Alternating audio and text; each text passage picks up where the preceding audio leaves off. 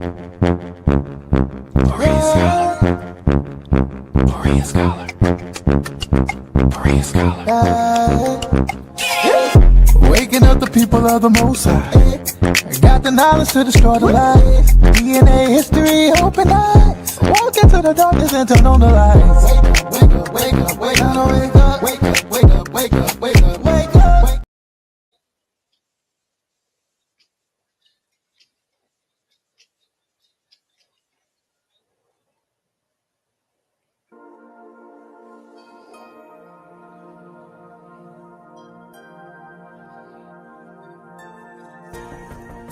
At first we didn't know your name, and now we're here, singing it out loud, Yahuwah.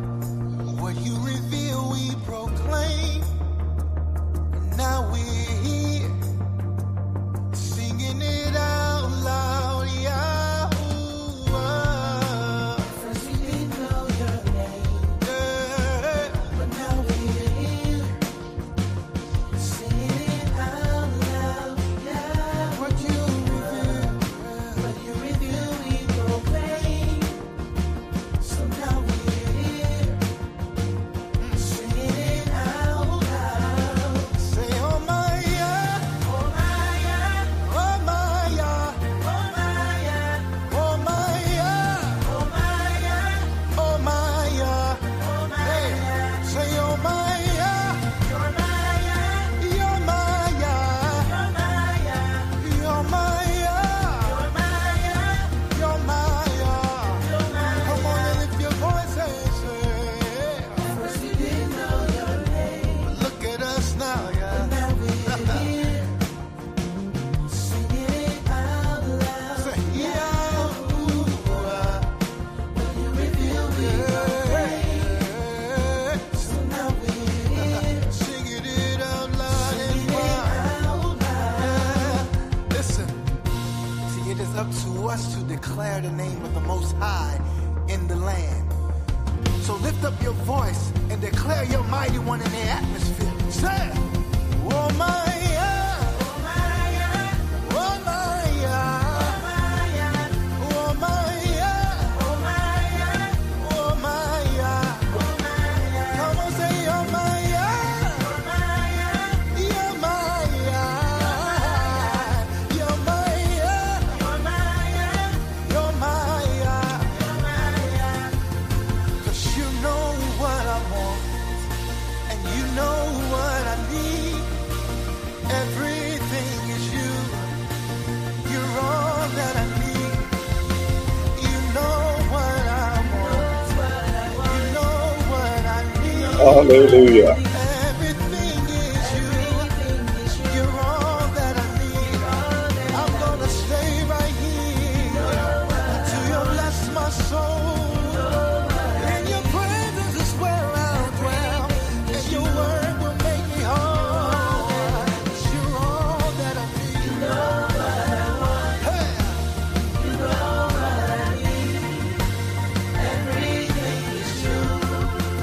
You're all that now that we know your name, call on the name of Yah. Now that we know your name, Call on the name of Yah. we declare your name of Yahuwah. We're called by the name. Hallelujah. We're called by the name. We're called by the name. I want to welcome each and every one of you to the live. And I want to thank you for being here. And somehow I have a echo, so let me take care of that.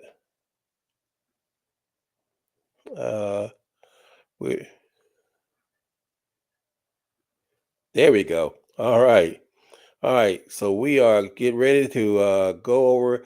I put this lesson together because some of the things we've been talking about we've been in the ninth hour, and some of the things that are being accelerated in today's society that we, as the people of the Most High, should be ready to at any moment to give an account of who we are.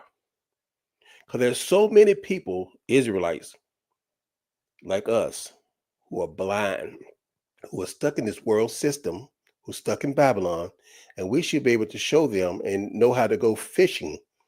You remember when the Most High, when you remember with the Messiah, the Mashiach, when Yehoshua said to Peter, "Let me teach you how to be fisher of men." And if you ever been fishing, you don't use the same bait for every fish. If you ever been fishing one time, it's different bait for different kind of fish you're trying to catch, and you go to the different parts of the lake to find different type of fish. So we need to know.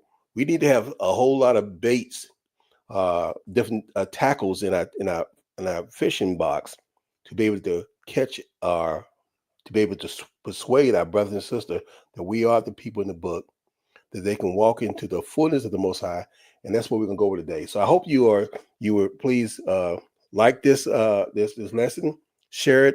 I hope you would take notes and use some of these tools, put them in your toolbox, so you can go ahead and share with everybody else. Let's start with our first clips.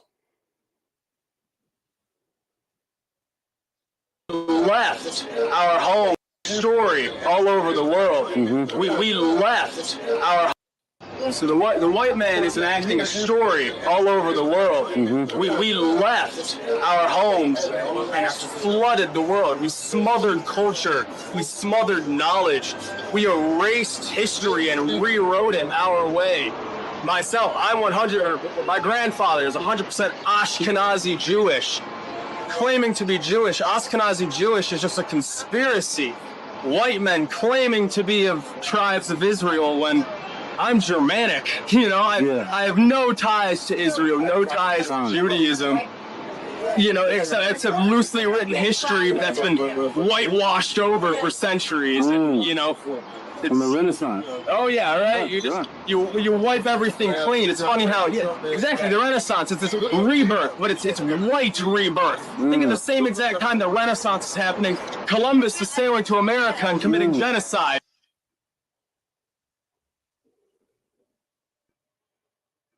Of us took DNA.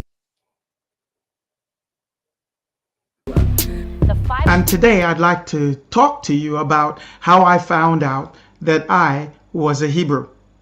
It was Black History Month last year when I was teaching on all of the inventions that many of the Black people had come up with. Inventions like the razor, the shaving razor, the traffic lights, blood transfusion, open heart surgery, the mobile phone, the internet, call waiting, and all of these other inventions that Black people had come up with out of necessity, mostly because of slavery, even transistors. So transistors and resistors is a Black invention.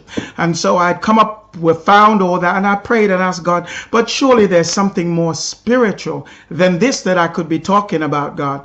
And I found out and met some research about not the true Jews. I went through it and I thought the guy was cuckoo. I thought he had to be a downright absolute liar. So I decided to put myself to the test and research even deeper. And as I began to do that, what happened was I read more widely, I looked more widely, and Elohim spoke to my heart. See, me and him have a little pact about in the mouth of 2 or 3 witnesses. I don't just accept anything I hear or see. It has to be proven to me.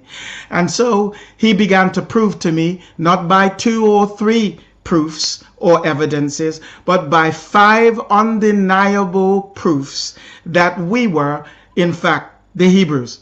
So that led me to examine the DNA evidence, such as the one done by the Huddersfield University, and the linguistics evidence that says who the true Hebrews or Jews were and are.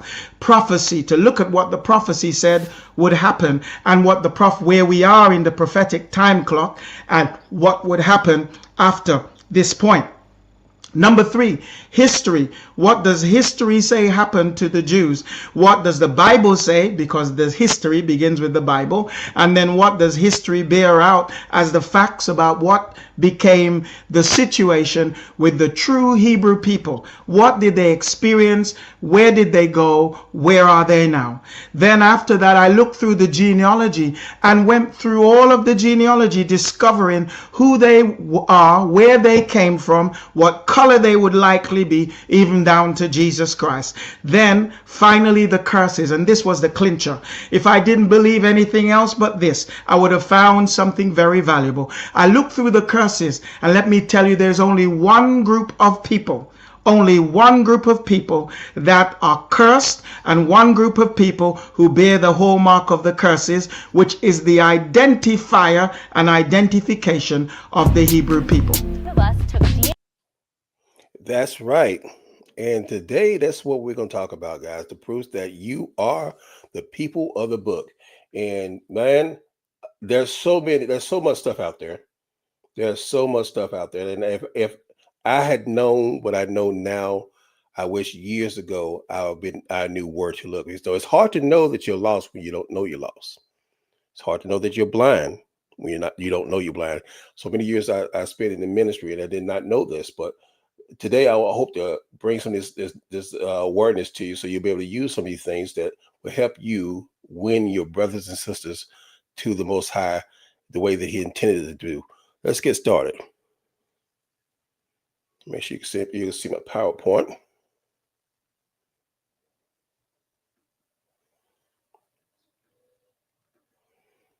Or maybe cannot.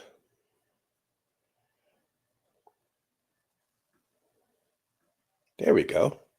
All right. Just to make sure I got it right. All right. First I want to point out the scripture, Matthew 18. And the last part of the scripture, so that in the mouth of 2 or 3 witnesses, every word may be established. I'm going to give you a whole lot more than 2 or 3. I'm just put that out. You're going to get a whole lot more than 2 or 3.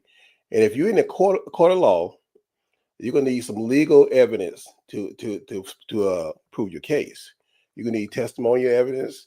What does a witness say? You're going to need documentary evidence, some written materials that is validated, that could be researched, it could be verified.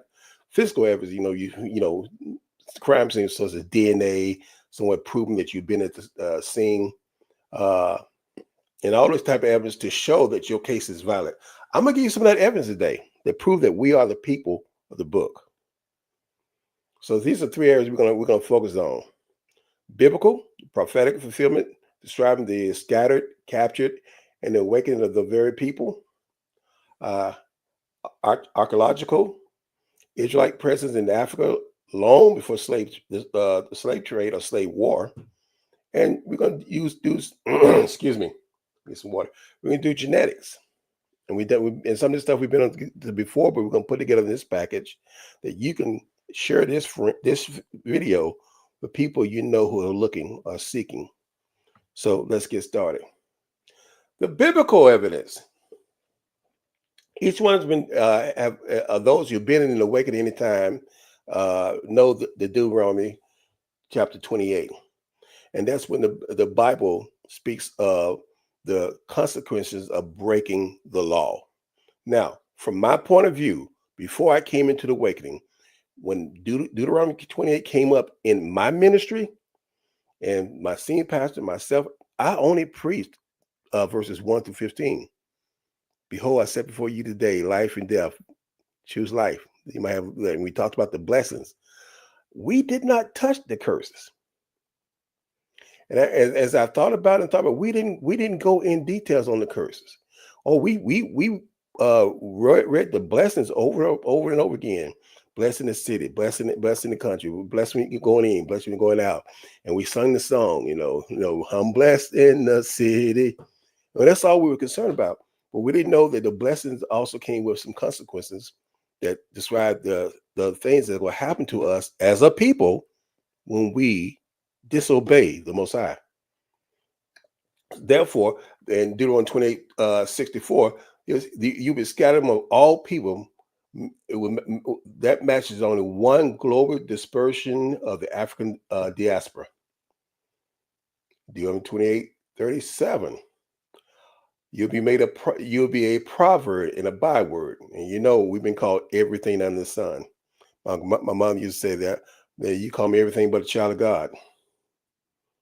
And our people have been, and it continues to be, especially now in today, we've been attacked on every aspect. Things that are said about us, but not saying it, not using our name. And for example, the DEI. When they talk about DEI, who they talking about? When they talk about DEI, they talking about us, the black portion of the United States. And I'm not gonna say we're the 13% of the population, because I really believe we're a whole lot more than 13%. That's a whole nother lesson right there. We're a whole lot more than 30%. So when they talk about DEI, they talk about, when they talk about woke, and those of you who know who woke came a long time ago, came back in the 60s, when our brothers and sisters started waking up in the onslaught of the soldiers of the Black Panthers and all this. They want to be awakened to what's happening in this society to oppress a people. That what woke mean. So they try to take and change their word. Those things are key words. If you wanted to research something, I didn't bring this video. There's a video by Lee Atwaters. He was a congressman, and he's describing to a reporter off record, he thought, but this guy recorded it, about how they use certain terms to keep from saying the N-word. You know what I mean by the N-word? And I'm not talking about nice or nuclear. The N-word, what he said, we don't say those words anymore, but we can say redistricting, we can say school busing, and you know who we're talking about. So those are bywords they could. Genesis 15:13. It was 400 years of affliction. And that we know that happened to us, and it was marked on the 2019. And those of you know what happened in 2019. Everybody across the earth shut down. Everybody shut down because of the pandemic. And most of us can say sometime before then, during then, or after then, when I said, hey, wait a minute, I started reevaluating what I was doing in this walk. I started seeing myself in the scripture. I started digging deeper. I heard a voice to tell me that there's more to this walk during that time. So let's continue. Now, these scriptures, these incidents, I have down here 5 different incidents where Israelites in the scriptures were mistaken for Egyptians. Why did that matter? Because it mattered because let me play why that mattered. They mistaken Israelites, the Hebrew Israelites, people like we'll talk about from Egyptian, and that's why we have the study of Egypt in the Egyptology, because they want to keep their propaganda in place. They want to keep trying to whitewash who Egypt really was, and this is one of the real reason why that matters. Let me play this right here. Most Egyptologists and anthropologists, archaeologists of the Eurocentric persuasion will say that Egypt is in Africa. They had to concede that, but then they still draw the line by saying that they weren't Africans like that. In other words, they weren't dark-skinned people. And of course, this is all part of the Great Deception. And the reality is that if they give up Egypt, ancient Kemet, if they give that up and say that that was a part of Black Africa, then they will also have to give up Israel. And that's why they draw the line at Egypt, because if they give up Egypt, they've got to give up Israel. Now, we're going to go over here, and I'm going to show you where Israel sits on the African tectonic plate, which means that Israel is northeast Africa. Now, when we look at this map, this is the Sinai. Okay? This is the Red Sea. This is Egypt. This is the Sinai. This is Israel. All right? This is Saudi Arabia over here. Now, if you see this in Hebrew, it says Haluach Africani, the African plate. Here it is right here. Israel is sitting right here. Israel is sitting on the Haluaka Africani, which means that Israel is northeast Africa. Without question, we are in Northeast Africa. We are landlocked to Egypt, with the exception of the Suez Canal, which was a man-made ditch, a boundary now between, in fact, it's not even really a boundary anymore since Egypt has reclaimed the Sinai Peninsula. But nevertheless, even those of us who are Pan-Africanists in our thinking and Afrocentric, we forget and we leave off that portion of Northeast Africa and don't want to claim anything beyond that.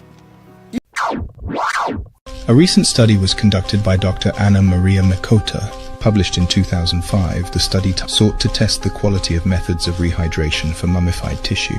In the study, samples were taken from a pool of 273 mummies. Dated from the New Kingdom, samples were taken from each organ of each of the mummies. During analysis of the skin samples, biologists noted that skin sections showed particularly good tissue preservation.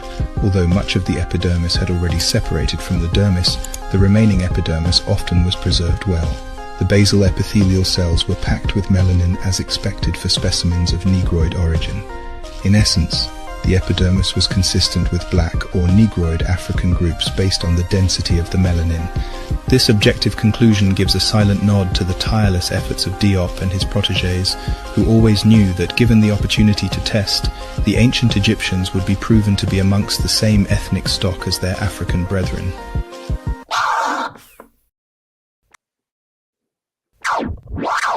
The African origin of ancient Egyptian pharaohs has already been proven by genetic analysis. In February 2010, a research team led by Dr. Hawass conducted an autosomal DNA analysis of several New Kingdom mummies. The mummies included Tut, Thuya, Amenhotep III, Yuya, other Amarna mummies, and some mummies from the Ramesside dynasty in the pharaonic lineage.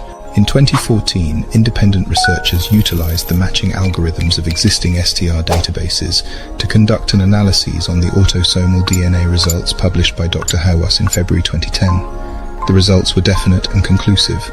All of the pharaonic mummies clustered incontrovertibly close to modern sub-Saharan Africans at a rate of 70 to 94% genetic affinity. On average, the pharaonic mummies were 10 to 20 times more likely to be related to modern continental Africans than modern Near Eastern or Eurasian populations. Kemet was an African achievement and not the result of some foreign incursion. So there you have it. Egypt were black people. So when we see in the scriptures where our people have been mistaken for Egyptian, that means something. And I wrote here, this is a mistake. I had 5 incidents. I forgot one, Exodus 1, chapter 1. Because in chapter 1, if you read chapter 1, you remember where the Pharaoh at verse 22, starting verse 20, told the midwives to, hey, you gotta, if when you're giving birth to these Hebrew kids, if there's a male kid, get rid of them. They were trying to extinguish our people because we're growing so vastly. And he was afraid that we could overtake them because we're growing so fast. So he was trying to tell the midwives to take out all the male child. And they didn't. Then he ordered his soldiers to cast all the male children into this river. Now think about it now. The same thing that I remember clips we've seen, and I have it, but I'm not gonna play with, about what they doing today, trying to get rid of our people. Let's keep going. Exodus 2.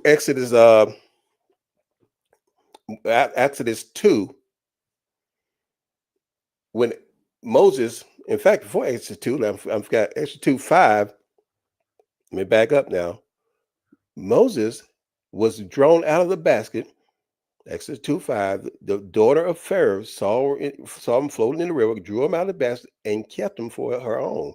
She saw a Hebrew girl, which was Moses' sister, Miriam, and told her, no, go find somebody to feed him. You know the story. But there's no way in the world that baby could have lived in the house of the Pharaoh if he did not look like them. He just gave an order to kill all Hebrew boys. Why would he keep a Hebrew boy in his house if he thought he was Hebrew? Think about that. Exodus 2:19. Now the Egyptian deliver us out of the hands of the shepherd. This is I'm trying to Zipporah, the future wife of Moses, when her and her sisters was taking the sheep to water at the well. Some other shepherds accosted them and drove them off. But Moses happened to come along and took care of business and allowed them to feed their sheep. And when they got back, Jethro said, "Now, how'd y'all get back so fast?" And she said in verse 19, and they said, "An Egyptian delivered us from the hands of the shepherds." Excuse me. Who also dwelled water and drew water enough for us. They called Moses. Now they were Midianites. They called Moses an Egyptian. They didn't call him a Hebrew. Now they were familiar with Hebrews, but they didn't call him a Hebrew. They called him an Egyptian. We all know the story of Paul, and he was in Rome in prison. And he spoke to the chief captain of the guards and trying to say, "Hey, can I speak to you for a moment?" And the captain said in verse 37, "Canst thou speak Greek? Aren't you the Egyptian?" He called Paul an Egyptian. This is Paul, Apostle Paul. Does thou speak Greek? And that was like, wait a minute, you like one of, and they called us savages. We were less than. The Hebrew people looked down upon. He said, "You know how to speak Greek? Greek was the language of the educated. Aren't you the Egyptian?" Go to the next one. Even in Genesis chapter 42, we know the story when Joseph was ended up being the second commander in Egypt. His brothers, looking for food, came to Egypt, and Joseph saw this brother, and he knew them, but he made himself strange unto them and spoke roughly to them. So he acted like he didn't know them. He recognized them, as it says in verse 8, but they didn't know who he was. He was sitting in the court of Pharaoh, probably surrounded with other Egyptians. They thought he was one of the other. He thought he was the Egyptian king. They didn't know their own brother. If they were, and I love the picture I've seen all around of a white Joseph and all these black guys around him, that wouldn't fit. You think?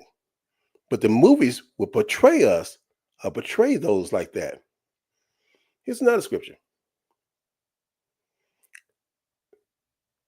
Matthew 13. You know this one. Matthew second chapter, verse 13. That's when the angel told Joseph to take in a dream. So arise and take your young child and his mother and flee to Egypt. Where did he tell him to go? He didn't tell him to go to Assyria. He didn't tell him to go to south of Jerusalem or south of Jordan. Flee to Egypt. And I will bring you word, for Herod is seeking for your young child to destroy him. So he said, "Go flee to Egypt and hide there." Now you cannot hide ethnically the standout person that they try to portray them to be now in every movie you see. And it's almost, I think, the more the awakening happened, there's more and more movies coming out nowadays about either Jesus or ones, I think, what was the one that I saw, David or something, and portray them as something other than who they really are. Melanated, brown-skinned Hebrews. You can't hide a melanated, brown-skinned Hebrew in a mix of a black society. I mean, you can't hide a non-melanated, like they try to portray them in the movie, in a black society. That wouldn't work.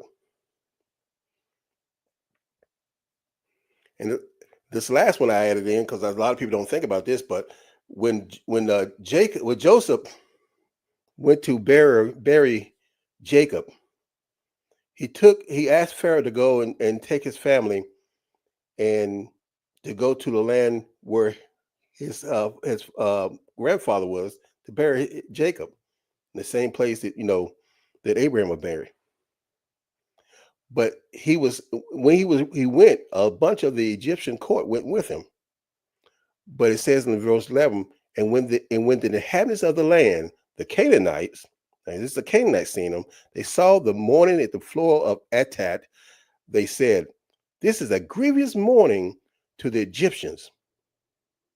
They didn't say to the Egyptians and the Hebrews, to the Egyptian. Wherefore, the name of this will be called Abba Mezarine. And we know what Mezarine is. That's the Hebrew name for Egypt. But Abba would mean great sorrow to Egypt. Great sorrow to Egypt. They called it great sorrow to Egypt because they thought they were Egyptian.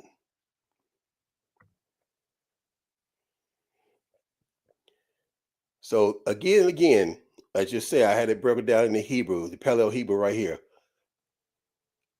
Abal, mourning, lamentation, a strong leader household. We knew what Mezarine was. It was great sorrow to Egypt, a grievous mourning for the Egyptian. They thought they were Egyptian. Now, why did the scripture take why in verses like in Daniel, Ezekiel, Revelation take time to give you descriptions of phenotype or skin type so we can determine what he saw in his vision, such as this?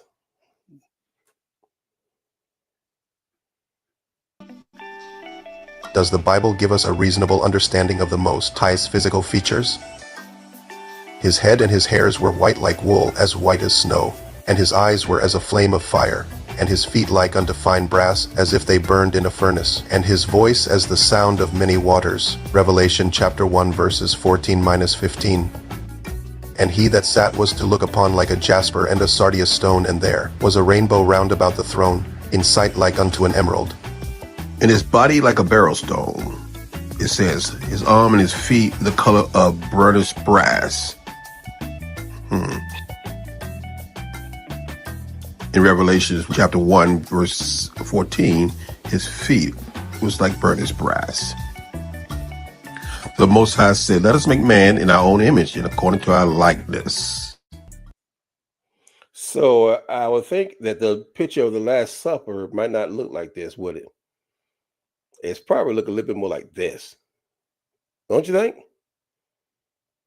I mean, that's the description we saw of the Messiah. Let's keep going. Let's keep going. I don't want to get off the track like that.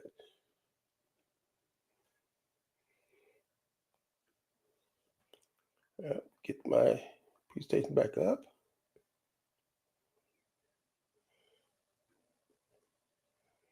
Oh, gotta take this down. Sorry about that, guys. There we go. Now we know that Hebrew words for Adam is to be red.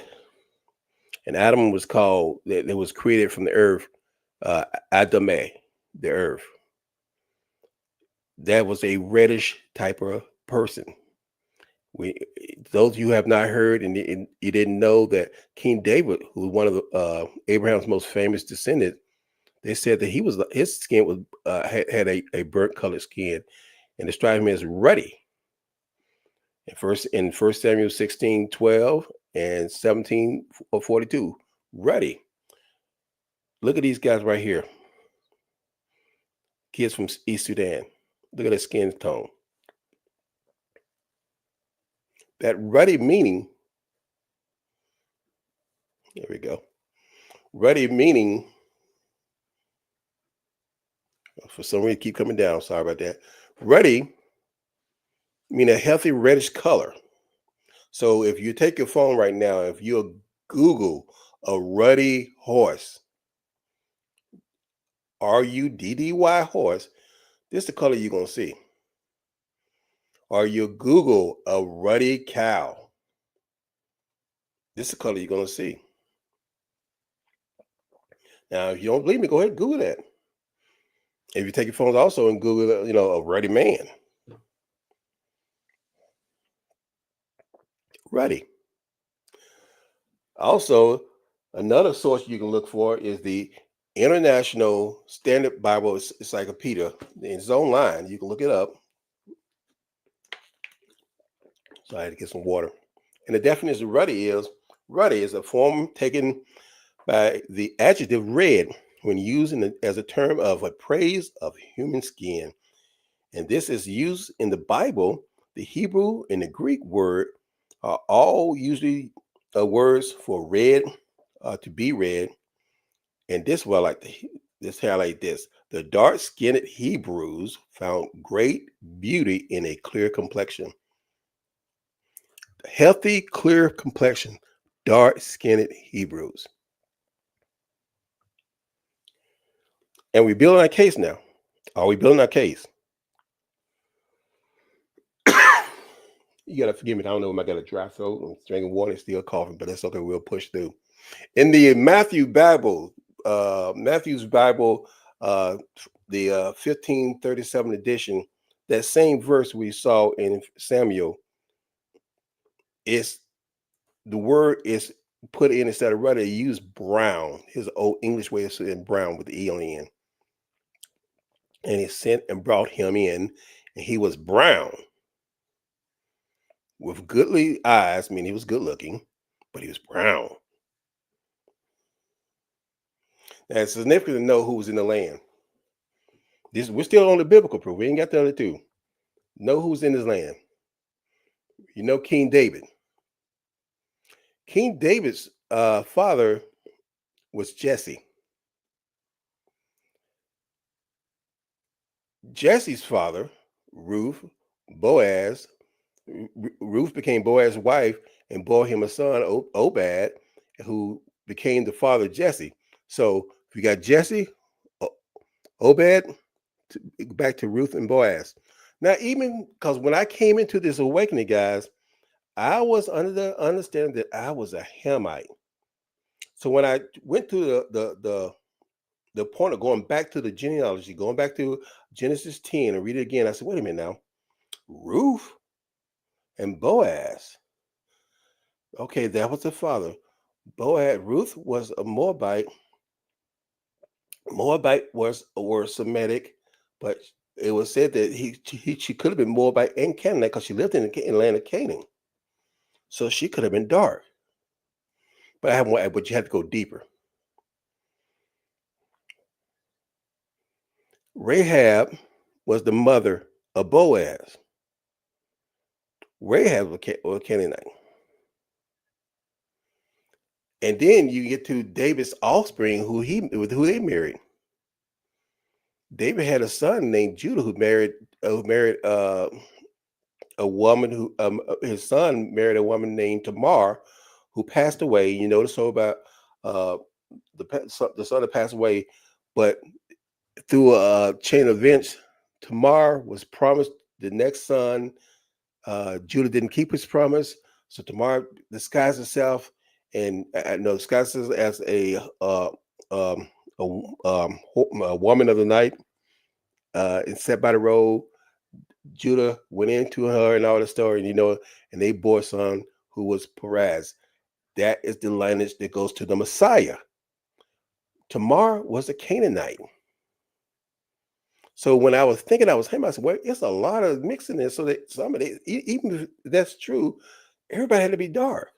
So I knew that Tamar was dark. She was a Canaanite. This story also that got me.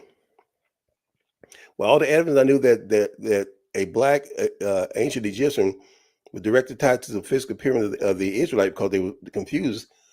The Bible kept telling you when they mentioned Uriah, it said Uriah the Hittite. So we know that he was a Hittite from the line that ran to Ham.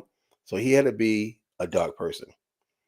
And Bathsheba, his wife, was the granddaughter,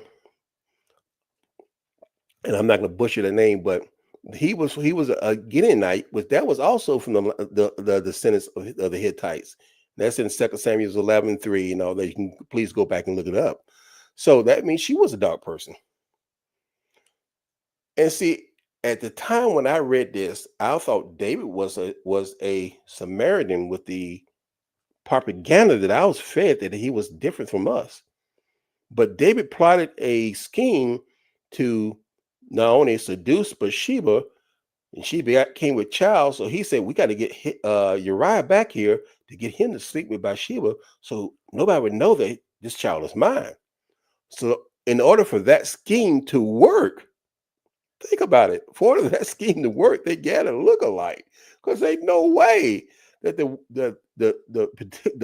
pictures that we've been put in the Bibles, the pictures that we've been fed every day on the media of who the Semitic people are supposed to look like, of all the movies you saw, that person could not have a child with Bathsheba and make Uriah think that's his child, because you can say something up. Something ain't right.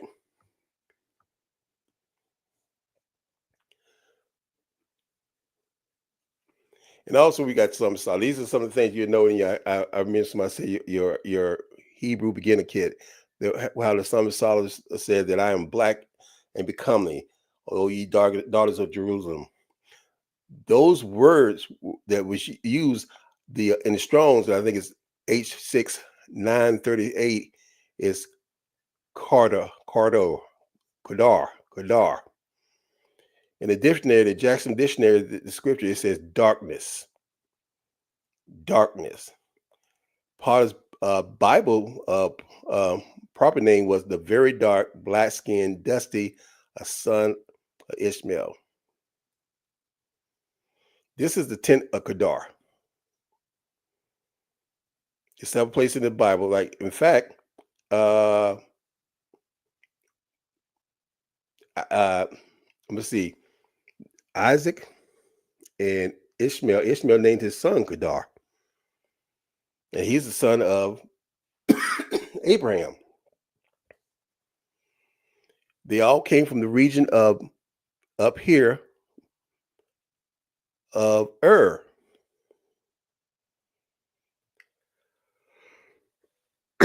Point number 2. We're going to skip from the Bible. There's some scriptures you're going to be to archaeology. Israelite presence in the African long before Israelites presence was present in Africa long before the slave trade or the slave war.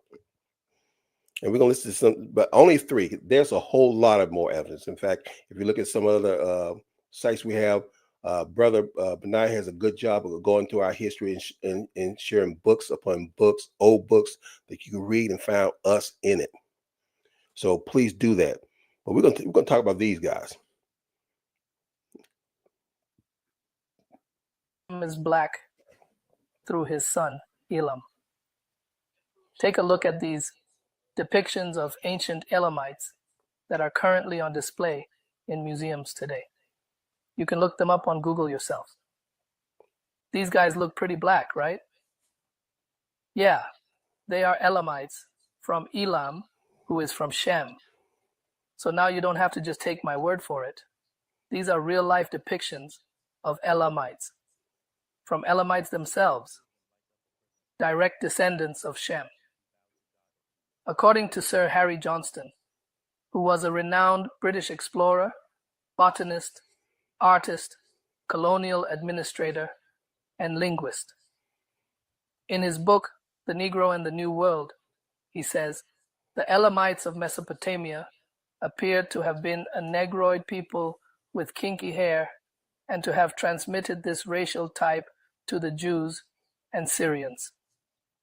George Rawlinson, another British renowned scholar, historian, and Christian theologian, said in his 1864 book, The 5 Great Monarchies of the Ancient Eastern World, giving a detailed description, that the Elamites' heads were covered with short, crisp curls. The eye was large, the nose and mouth nearly in the same line, the lips thick, using logic and common sense. If Elam was black like the Elamites, his brothers would have been black too. Yes, that means Elam, Asher, Arphaxad, Lud, and Aram were black.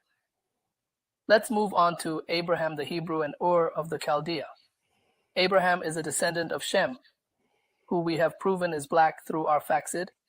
Abraham is known as the father of the Hebrews, born in the city of Ur, which was in a country called Chaldea.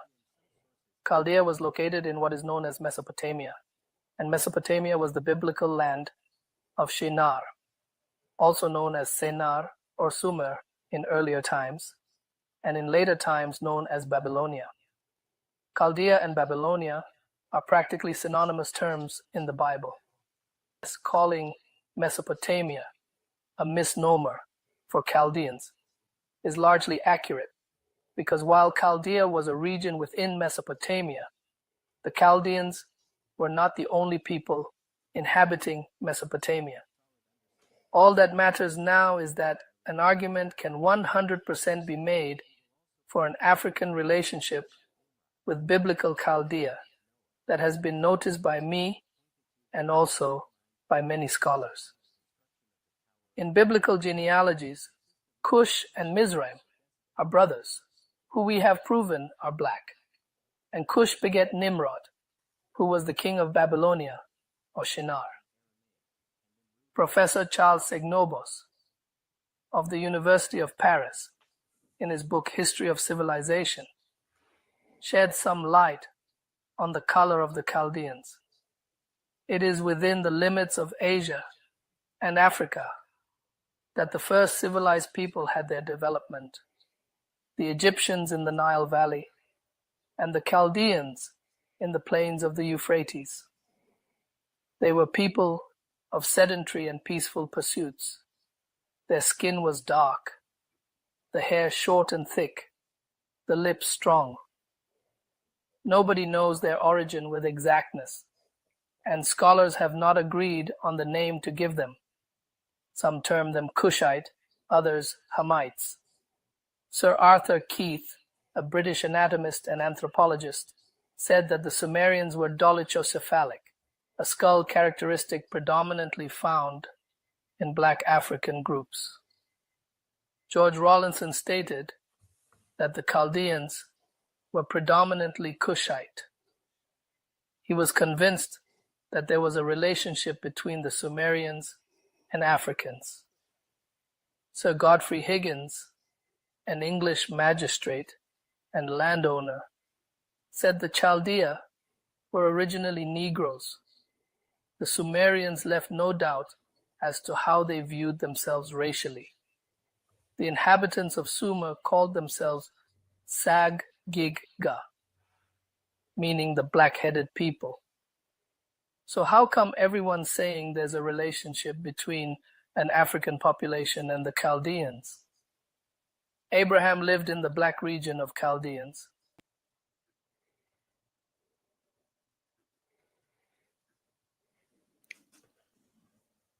One, two, three, four, five different historian, archaeologists, other writers with verifiable facts that that area where Abraham came from were black. Are we building the case yet? Also, these books are available for you to look up yourself. That's the one from Sir Henry Johnson, The Negro in the New World. Is when you go there, it's page 27, where you see where he read from.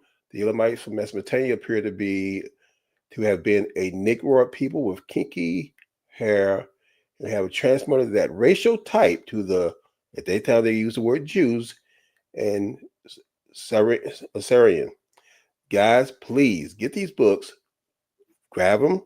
There's many more now. I'm just going to get these through so you can have these tubes to put in your tube belts.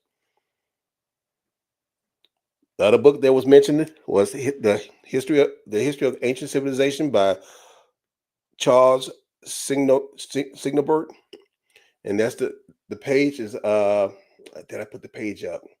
But the publication here I think is page 17, yeah, page 17.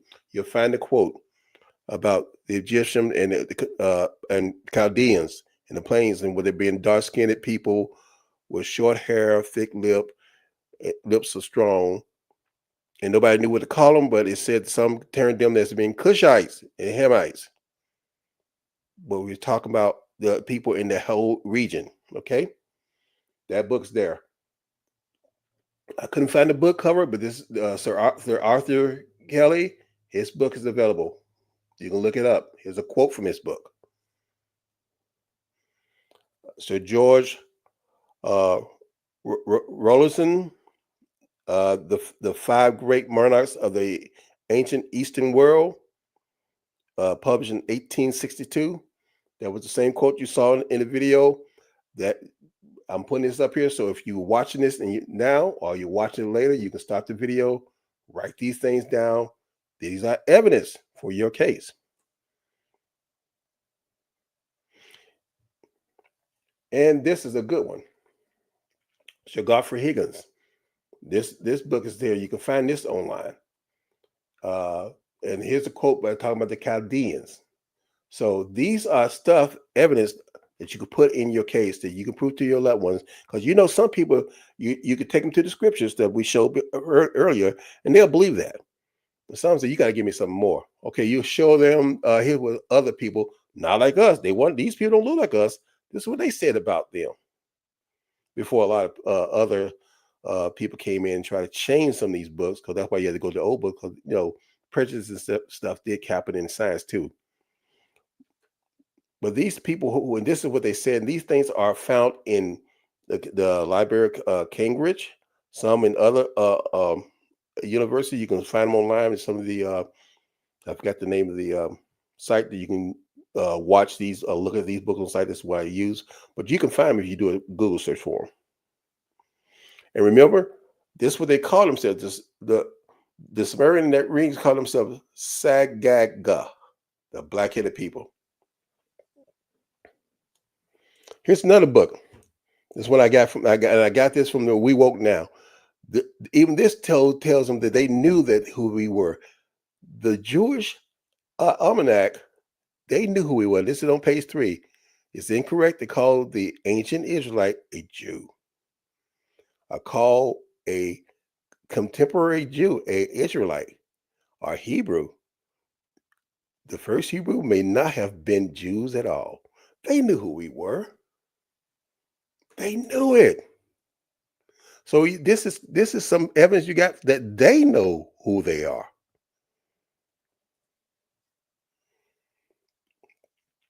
And if you look at that, what's going to bring up this page, this is found. I have it on. I'm see, can I bring it up? Because you can find this online too.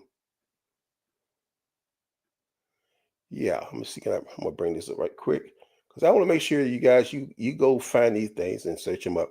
This is about the Tetragrammaton. We know about the Paleo-Hebrew letters of the Most High name Yahweh.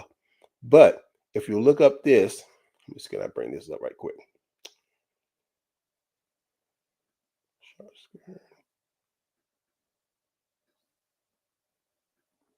All right. Here I am. Let me see. Can you see this? Yep, right here. Now you see, I'm at the Jewish Encyclopedia, and what I got on that slide comes from right here. It talks about how many times that the Most High's name was written. I wrote that in here because there's still in proof of who we are. It's talking about the original name of the Most High. But if you look, let me see, where is it? Yeah, at the top. I'm gonna go back to the slide, but it says that the Tetragrammaton is the ancient Israelites. Is not Israelitish name of God. They didn't say Israeli. Israelite-ish. This is the Jewish encyclopedia. They knew that it wasn't theirs. So they gave it the ancient Israelitish name of God. They know.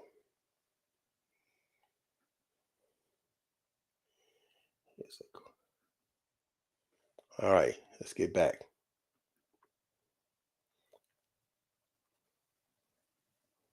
I hope now you see that we're building a case that, that you can be able to use that, hey, it's not only we're saying this, the word said this. Now the word said this, we know that some scholars are also verifying this, and everybody know who we are as a people. So that's why I just read right here, but the ancient Israelitish name of God. And this is just going to tell you how many times that name is written in the Torah. 5,410 times. And it breaks it down in each book how many times it's written. So you think that his name is important? 5,410 times. 153 in Genesis, Exodus 364, Leviticus 228, Numbers 387, Deuteronomy 230. I'm gonna just go down this in Joshua 170. It goes on and on. If his name is written that many times, but yet they took it away from us, that we won't know it. There's only one place in the scripture, Psalms 68, verse 8, they left it. And that probably Most High had that happen. So we'll go, those who research will find it. 5,410 times. So I think it's important. We get into the end, guys. Next, the DNA. The DNA. The same haplogroup, E1B1A, plus the maternal group, L3, L2, L3, is found among various African Israelite population. Now, we come to DNA and phenotypes and other things. I cite these guys because these are scientists that most people know. They know Bill Nye, and some know Ken Ham. Bill Nye is a evolutionist, and he believes in evolution, and he always debating and arguing with Ken Ham, who Ken Ham is a creationist. He's the CEO of the Answer in Genesis and the Creation Museum, where they have the recreation of the Noah Ark, and they go at it all the time. But there's only one area that they agree on. But let's listen to what they say. Well, let's listen to Bill Nye first. What did Bill Nye say about the origin of man? This is a map of the continents of the Earth showing how much ultraviolet light lands in each latitude. It turns out the closer you are to the equator, the more intense the ultraviolet. We use reds and purples. But then as you move away from the equator, we change the colors to orange, yellow, greens, and grays. Now here's the same map of the same continent with just one color. And it turns out that everybody on Earth is descended from people that live here in Africa. And then as groups of us moved around the world, the color of our skin had to change. And here's why. Our skin is where we make vitamin D. If you don't get enough ultraviolet, you don't get enough vitamin D. But if you get too much ultraviolet, then you break down your folates. You have to have it in perfect balance. And because the ultraviolet varies, the color of our skin varies. And that's it, everybody. That's why we have different colored skin. But we're all one species. But we're not treating each other fairly. Not everybody's getting an even shake. So it's time to change things. I hope you notice where he pointed. He pointed to that area where Havoca is in Central Africa. I'm not going to play again for time's sake, but I hope you notice where he pointed. Listen to what Ken Ham said. And Ken Ham is going to dive into recessive and dominant genes and use the Punnett square. But anyway, so question, what shade, not what color, was Adam and Eve's skin? If Adam and Eve had all little A's and little b's, the whole world would be that. But if Adam and Eve had all big A's and big B's, the whole world would be that. But that lacks the genetic variability we see. It makes much more sense that Adam and Eve are in the middle brown, and from two middle brown people, you can get people who are lighter than the parents, people who are darker than the parents. That's very, very easy to understand. There's lots of families like that. You go to Florida, California, you see a lot of families like that. Kids darker than the parents and lighter than the parents. And see, that's why you can end up with instances like this, where you have, and these are from Australia actually, and they're probably much bigger than that now, and these from mainly United Kingdom, but there's lots of examples of twins like that. And you see, because of the Tower of Babel, if some people in some groups, because of who married who died out, who was left, who was isolated from who, if they ended up with only big A's and big B's on their own, they're only going to produce dark-skinned people. If they ended up with only little A's and little B's on their own, they're only going to produce light-skinned people. Remember, poodles with poodles only give poodles, right? These would have to mix back with others to get back the genetic diversity that was already there, to not have just light skin anymore, but to produce people with different shades. It's the same for eye shape. So that shows that you have to have the diversity, which you find only in black melanated genes. You can't get it in the light shade because you said you couldn't get back there. So you heard Ken Ham, you heard Bill Nye. Let's listen to another professor.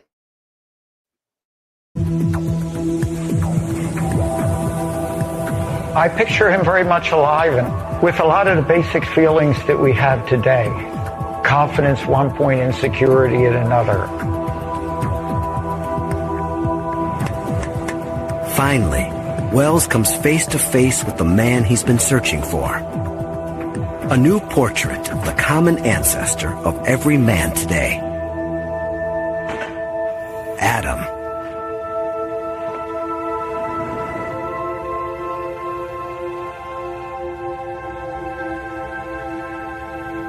Without the skull, we can't know for sure what Adam looked like.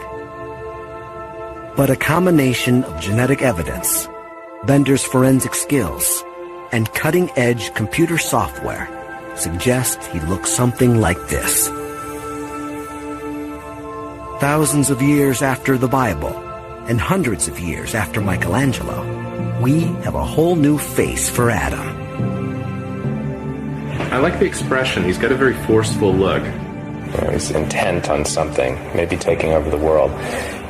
You begin to get perhaps an insight into why these guys won out and why this guy's our ancestor. Now, as he said, this is why these guys are ancestors. I'm sorry. Dr. Stephen Wells, American geneticist and anthropologist, on his search for scientific Adam, this is the region where he said he most likely came from. That's the exact same place that Bill Nye pointed at.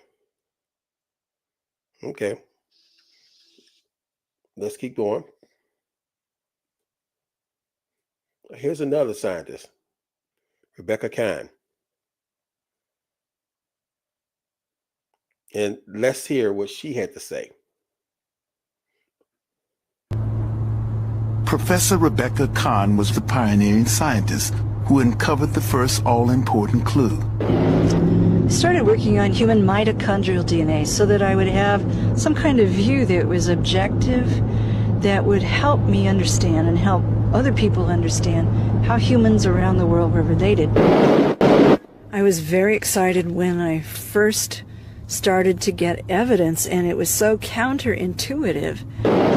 I'd put 20 Europeans and 20 African Americans on a sheet of X-ray film, and every African American showed differences, and all the Europeans looked the same. As we got more samples from different areas, I realized that it was a difference in the pattern, and that this whole new type of evidence based on mitochondria was going to change the way we thought about modern humans. In 1987, Kahn and her colleagues published a paper showing for the first time that the markers stretch back to Africa, showing quite clearly that this was the birthplace of the human race. New Guinean tribesman, Parisian bartender, American teacher, Polynesian farmer, all were improbable relatives linked through one black woman 150,000 years ago. Their findings caused a sensation. And this is what she looked like. Using forensic reconstruction techniques, muscle and flesh have been added to the skull and provide us with the very first glimpse of how our genetic mother might have looked 150,000 years ago.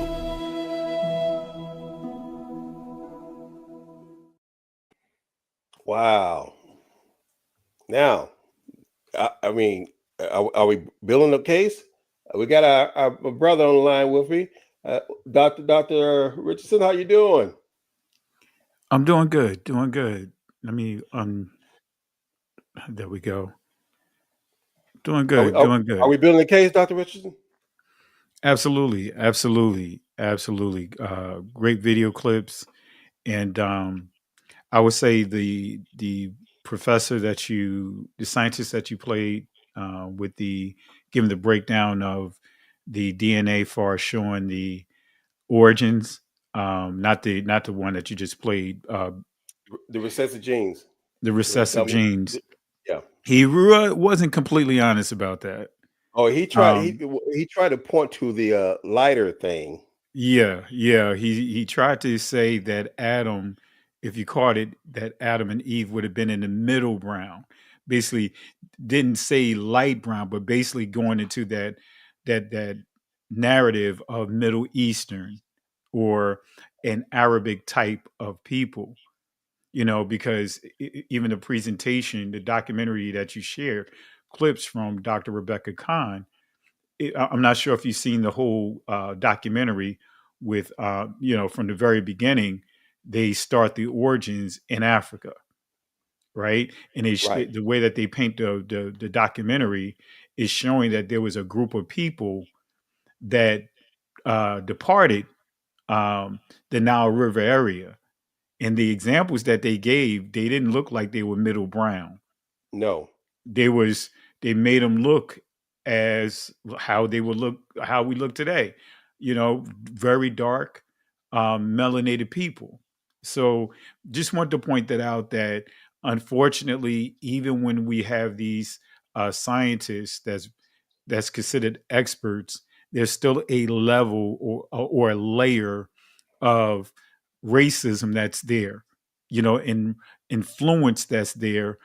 Sort of like when we look at the anthropologists of the middle, I would say in the Middle Ages, but really as far as I say that block between the 16th century to the 18th century, you'll see how they were really pushing a certain narrative. This is where they created the term Mediterranean.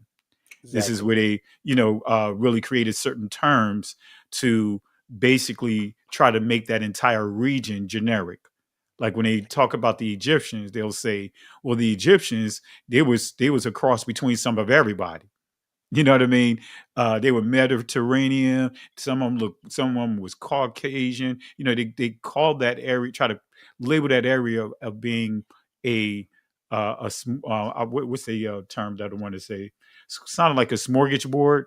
Diverse. They say it's very, trying to be diverse, area. And we know that that's not true the way that they try to portray it, because you go to those sources, they say differently. And it's funny that I'm glad you brought that up, because most of the scientists that I even mentioned, when they mentioned, in fact, the recreation of the scientific atom, you saw what shade he was. Exactly. And her recreation of mitochondria of Eve, you see what shade she is. Exactly. And see the point that, go ahead. I'm sorry, my brother. And I got three others, the Cheddar Man, which they try to change his hair and everything, but he's a dark-skinned person. A doctor from China who tried to prove that they came from another, they went back to a dark-skinned African. Absolutely. And see, when you listen to the entire documentary that Professor Rebecca Kahn because family, she is the one that discovered the mitochondria DNA in terms of the Eve gene, Right. because she discovered that when she was looking at the women, far as Europeans, all of their mitochondria DNA was the same. But when it came to the women in far as in our community, she saw that there was a variant. They varied, and showing that that's part of the proof that we are the original, right? What's the guy that Kevin Gates? Is that Kevin Gates, the one that had they do the DNA thing? Henry Gates. Henry Henry Louis Gates. Gates. I don't know why I keep saying Henry Kevin Louis Gates, Gates. but Henry Louis Gates. Remember when he did the one with what's her name? Start with the N, the actress. I know you That, told me she's from Mexico and Nigeria. So much. yeah, she one of those places. But Yeah. you know who I'm referring to. Yeah. She when she did her DNA, he discovered that she had that Eve gene, and she even said, "I precede race." You know what I mean? In other words, before all these racial constructs and this institution was really created and patented, she said she was saying that she preceded all of that. Right. So that's what I just wanted to point out is that when we get into the DNA, unfortunately, just like the map that you have here, they come up with all these different terms. And the whole purpose of this is to further drive us out of what they would, consider the Fertile Crest, and that's Northeast Africa. And so with your map that you have, even with the E, right, you'll see E. The older maps would show E right there, smack in the middle of that area, the Levant, Right. what they call the Levant. But now more and more they pushing it further south, and they put J there, they put an R there, they placing I believe it's D. They placing all these others there to further remove us from the area. Right. And so, Well, that's what I wanted to get these tools out because there's so many where you can do searches on some platforms. If you don't have proper tools to combat those searches, then they're gonna distort the picture. absolutely, absolutely. And so, family, going back to the recessive gene, right? The recessive gene is actually a mutation. Exactly. So there was no mutations in Adam and Eve in generations that came initially out of them. And so there was a mutation. And so when you deal with the recessive gene, this is where you get what we see today with like Caucasians and all, they have the recessive gene. And I want to make it clear, our haplogroup doesn't equate to recessive gene. I just want to make sure people understand that R does not mean recessive. But nevertheless, this is why you see their hair texture a certain way. That's all part of the recessive gene. The Right. light eyes come from recessive genes, and when the more you get closer to the original, your hair get tighter. So when you look at the full blood people that's over in Africa, you'll see their hair is much tighter. And that's part of getting into the recessive gene. Unfortunately, again, as that doctor was explaining, he still left some ambiguity there, saying that Adam and he was middle brown, basically. But you mentioned that, and like I said, I only put some of the videos I had. One of the video I had is from a lady who comes from the northern part of Kenya, who is dark skin with blue eyes. Yeah. And Yeah. she was saying that and she's like, we do have people who have blue eyes and blondish hair. Yeah, There's and looking people dark like you and I. exactly. We Yeah. out the because we have the dominant genes. There's so many variation in our genes. Mm-hmm. That's why that was it's so important when they found that mitochondria. Everything came out of her. Everything. Everything, and the other point to add to it in that documentary that you share with what's his name, brother man that's doing the narrative on it, the actor. I can't think of his name now, but he was in that movie with oh man, I know you know. I can't think of his name now, but anyway, one of the things that she pointed out or was pointed out in that video is the Galilee. When they found Negro bones in Galilee, and that's important, family, because when you understand Galilee in that territory, that whole area, that's Israelites. Exactly. And they found our bones inside the caves, right? And inside those caves, many of the bones were fully intact. So those are the things that they won't tell you. So going back to the E, the very first haplogroup that was created was E. All the others came years later, but the very first haplogroup was E. Then the second one they created, and that came about 4 or 5 years later, was the R, right? And the R was not in this territory. It was more further west, right? Nowhere near this area, but you had E was the very first haplogroup that they created and acknowledged that was in the whole Levant area.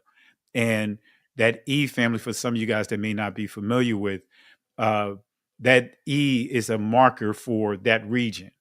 So this is why you can have Hamitic people with the same haplogroup.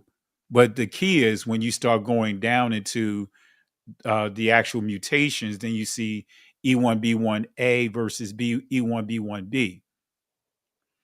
E1B1A will point to the Shemitic people. E1B1B will point to the Egyptians, and along that line. So just thought I'd point a couple of things out that again, certain, you already know, some things it's just like pulling teeth out of some of these DNA experts, because there's certain things that they will leave out or make generic, to push a certain narrative. But nevertheless, I yield. Oh, but you're right. I'm finding when since you brought that up, I wasn't going to put this in, but I'm going to do it now. So let me see.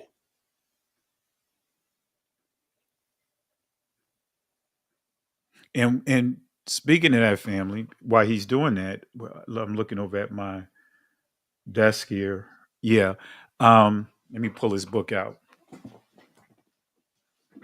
There we go. This is one of the books here, right? I don't actually broadcast. I don't put it in I don't put it in my presentations, but I got plenty of books that proves that the 1948ers are not the people because of all the sicknesses and things that they have along that line that's genetically inherited, right?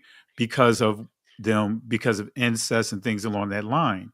And when they go to a hospital, right, they have to let them know that they are Jewish, right? Because there are a set of procedures that come with the territory, because they know that their group has a higher level of sicknesses. Like, let's just say, what's one that can, let's say multiple sclerosis, right?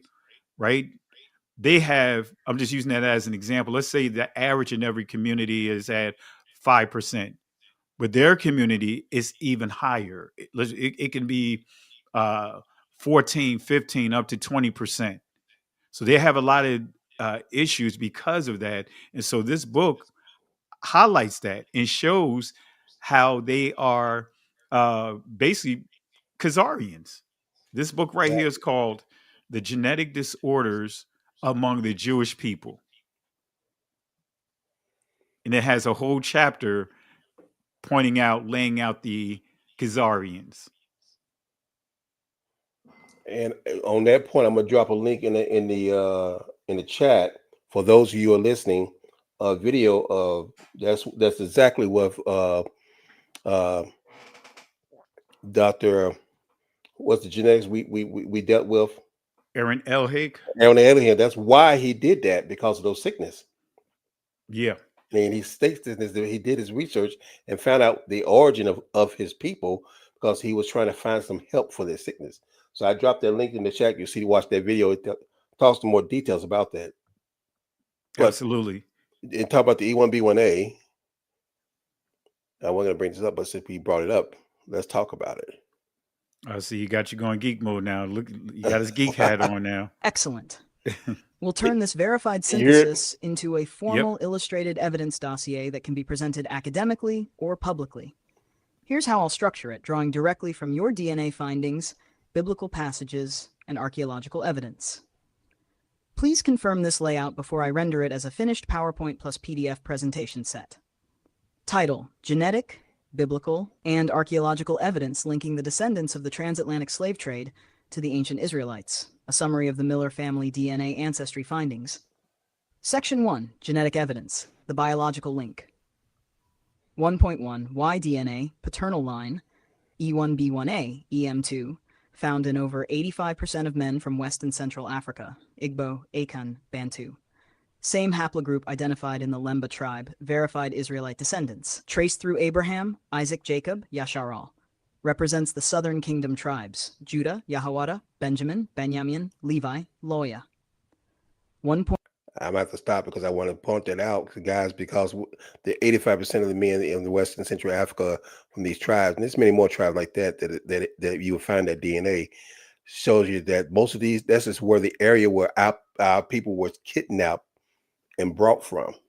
Most of the people you'll find here in the States will have these tribes and others like Lemba, Asante, Hausa, some other tribes that will share this DNA.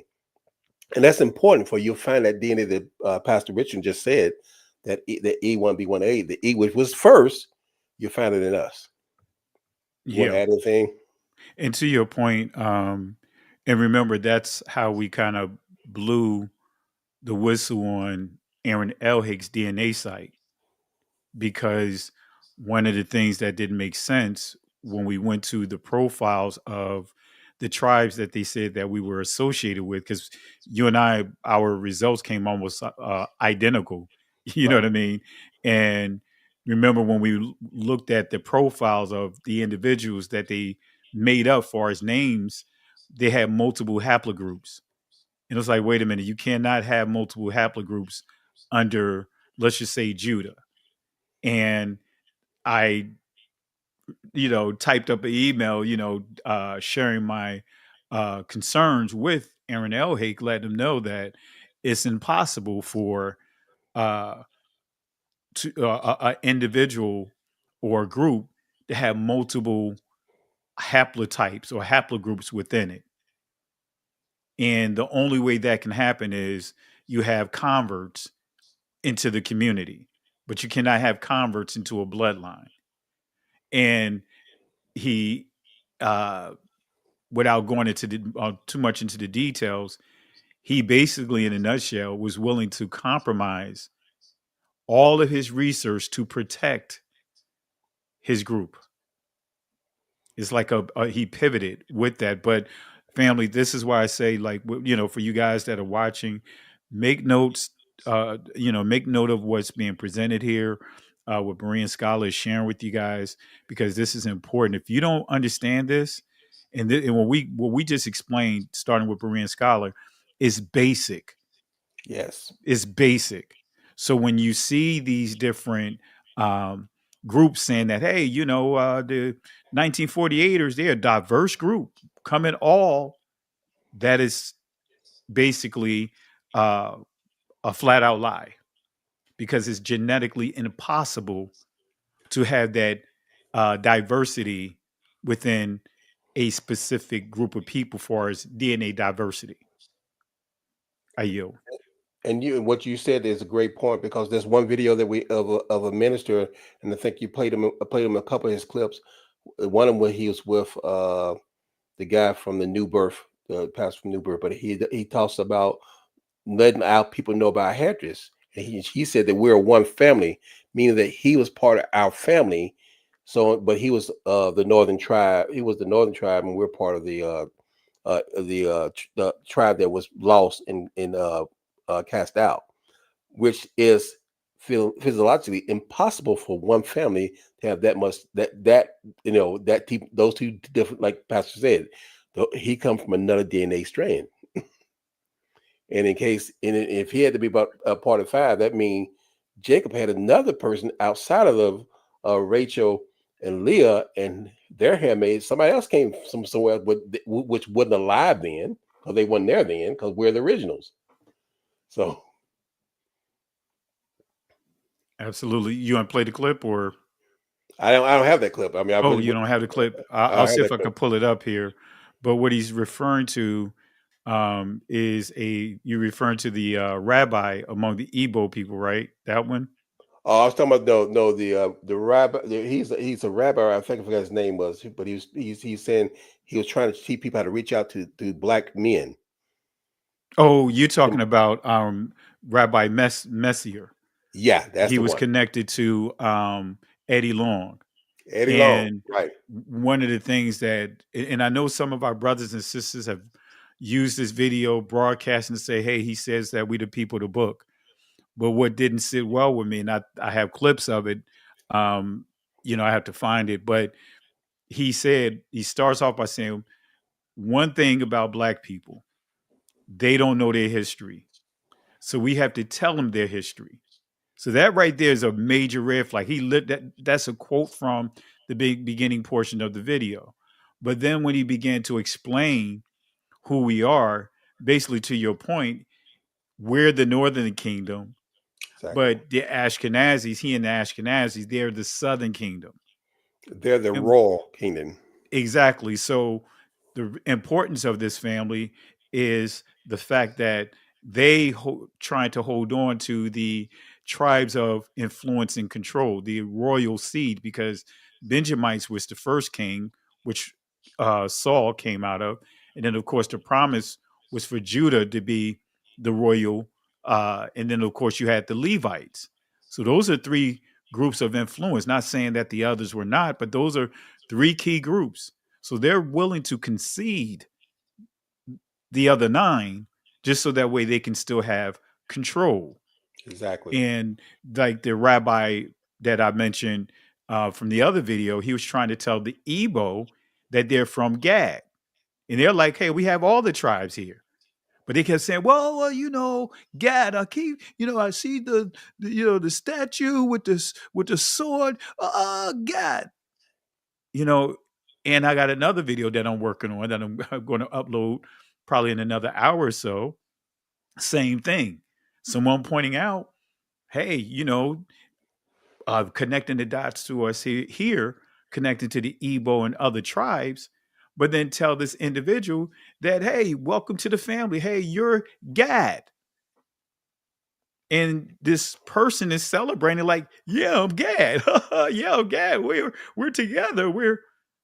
And not understanding what he said was a complete lie.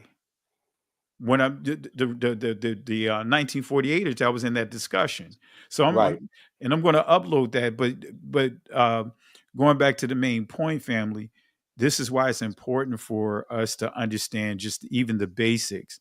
When they tell us that we're Israelites, they want to put it up under this construct, this generic construct called Jew. It's generic. It's no different than the term Christian. It's a religious construct that they created to try to create this narrative that they're multiracial, multi-ethnic, and that in itself, those terms are contradictions. And they play with using us as their plot to take our identity, because even in their claim to the Levant, they use, and I saw they use people who were there and other Ethiopian Israelites. I'm not gonna use the other name again. And use their DNA to mix with their DNA, so that we have some proof that we're connected to people. With their DNA points to nothing but Europe. Yeah, yeah, absolutely, and that's why certain constructs is we have to be careful of using, and we got to just purge it out. Like that, like we say the word Jew, the word Jewish. Yeah. Those are not ancient terms. So if you try to say, well, anyone that try to embrace that narrative that we're the original Jews, no, we're not the original Jews. We're the original Yahweh, which transliterates to Judah. There was no abbreviations in Judah in the ancient language, or Yahweh Right. in the ancient languages. So that's some of the things that when we embrace certain constructs, certain labels, we're still allowing them to have a foot in the door. If we say, hey, we're the black Jews, or there were black Jews, then if you say there were black Jews, then you have to say that, acknowledge that they were what? White Jews. You have to acknowledge that they're brown Jews. You have to acknowledge that they're yellow Jews. Now you're still incorporating the institutional race, and you're still making everything generalized. And to go on what you're saying, Pastor, we know that even the books that I pointed to, guys, the books that I pointed to, you're seeing those old books. Like the one from, I'm trying to remember, I think Henry Johnson, that he said there was area where there was Jews, and they used the word Jew because the people at the time was under influence of the people who, the 49ers, who put themselves in that place. That came in with, along with the Masoretic text and everything else. They installed that in. They went and said, okay, they said, no, this is where they are. They're Jew. The Messiah, the one the people know about Jesus, by the name Jesus Christ, we know as Yahweh Shai HaMashiach. He was not a Jew. Exactly. He did And not. while you're speaking, I'm gonna grab a book while you're Judaism. speaking. I'm gonna grab a book while you're speaking. It's on my other shelf over here. Okay. I'm gonna grab a book real quick. But see, we need to know when I'm using those. I use those sources because it tells you, yeah, it tells you about those people that they called Jew were black. But we know that they were Israelites. But the people who were not, who we say the 48ers, they point to us and point to that name to take ownership of who we are. So we need to, when you see it, when those in that context, you should know they talking about my family, Israelite people. That's why I went back and pointed in the Jewish encyclopedia when they was talking about the Tetragrammaton. They even call it Israelitish. They do not call themselves Israelitish. They do not call themselves Israelites. They call themselves Israeli. So they know that there's a difference between the ancient Israelites and the modern day Israelis.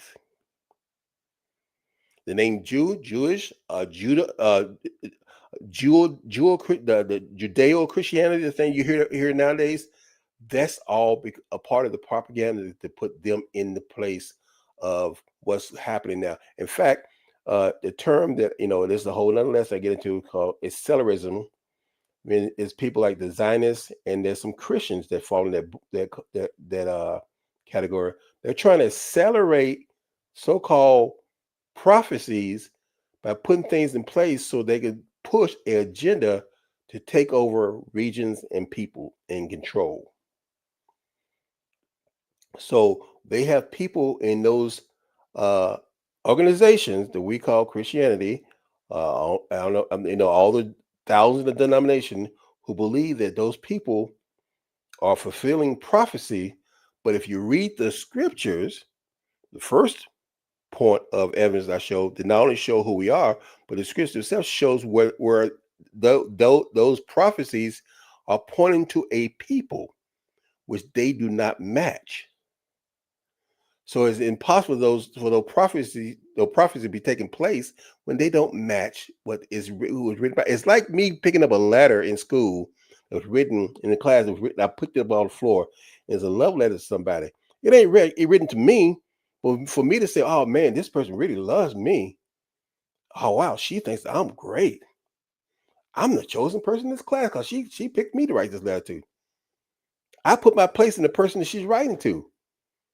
That don't mean a hill of beans that she found the real person and tell him the truth.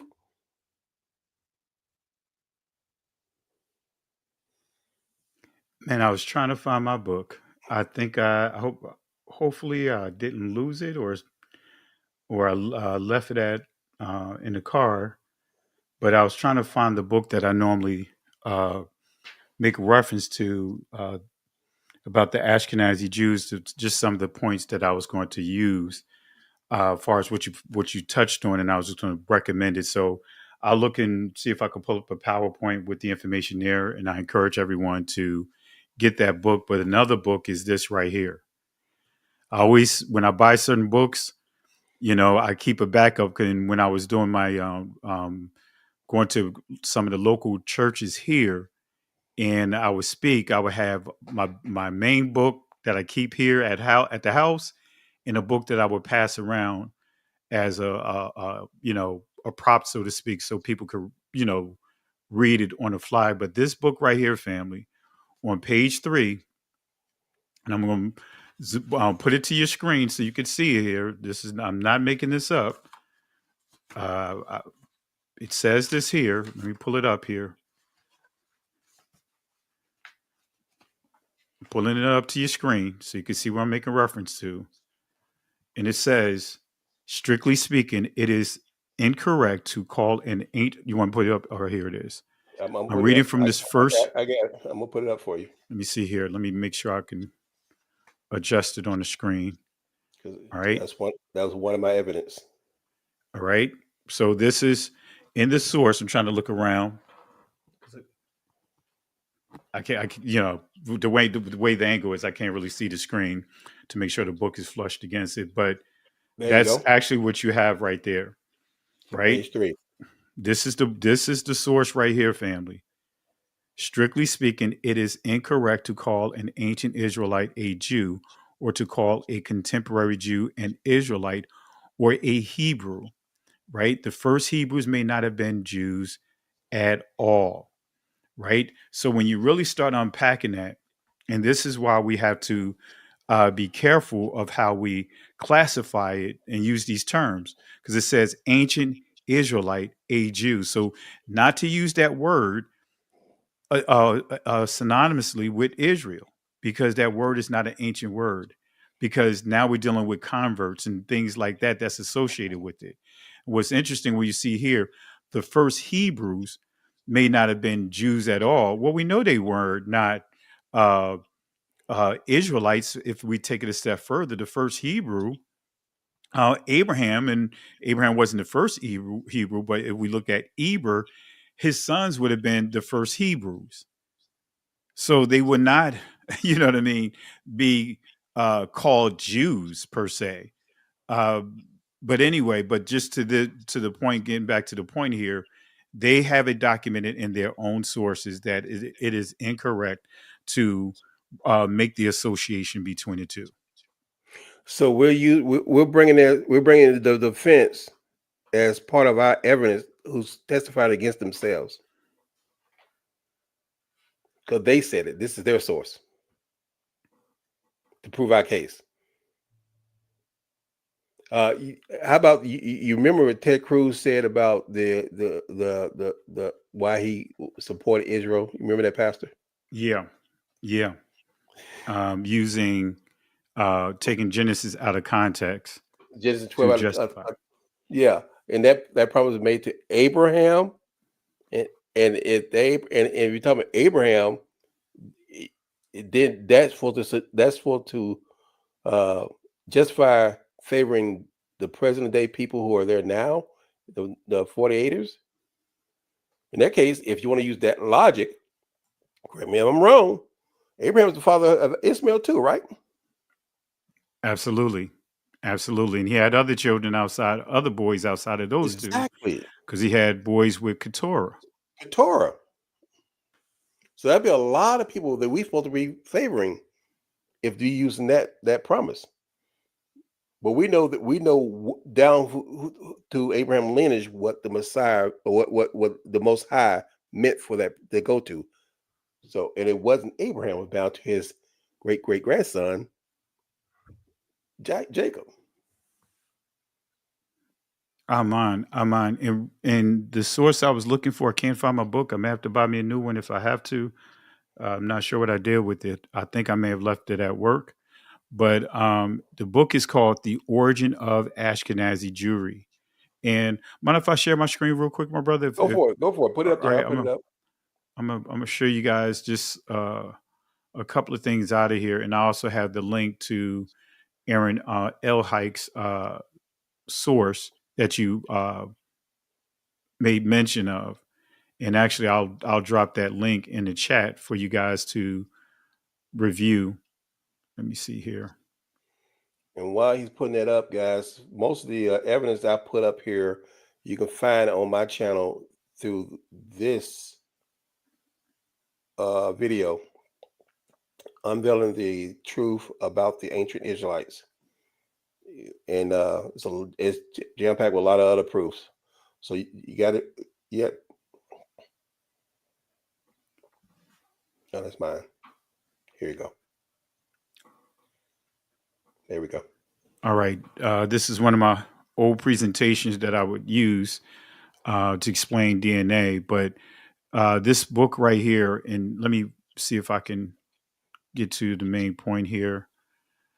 Some of the things that you pointed out, for example, this is what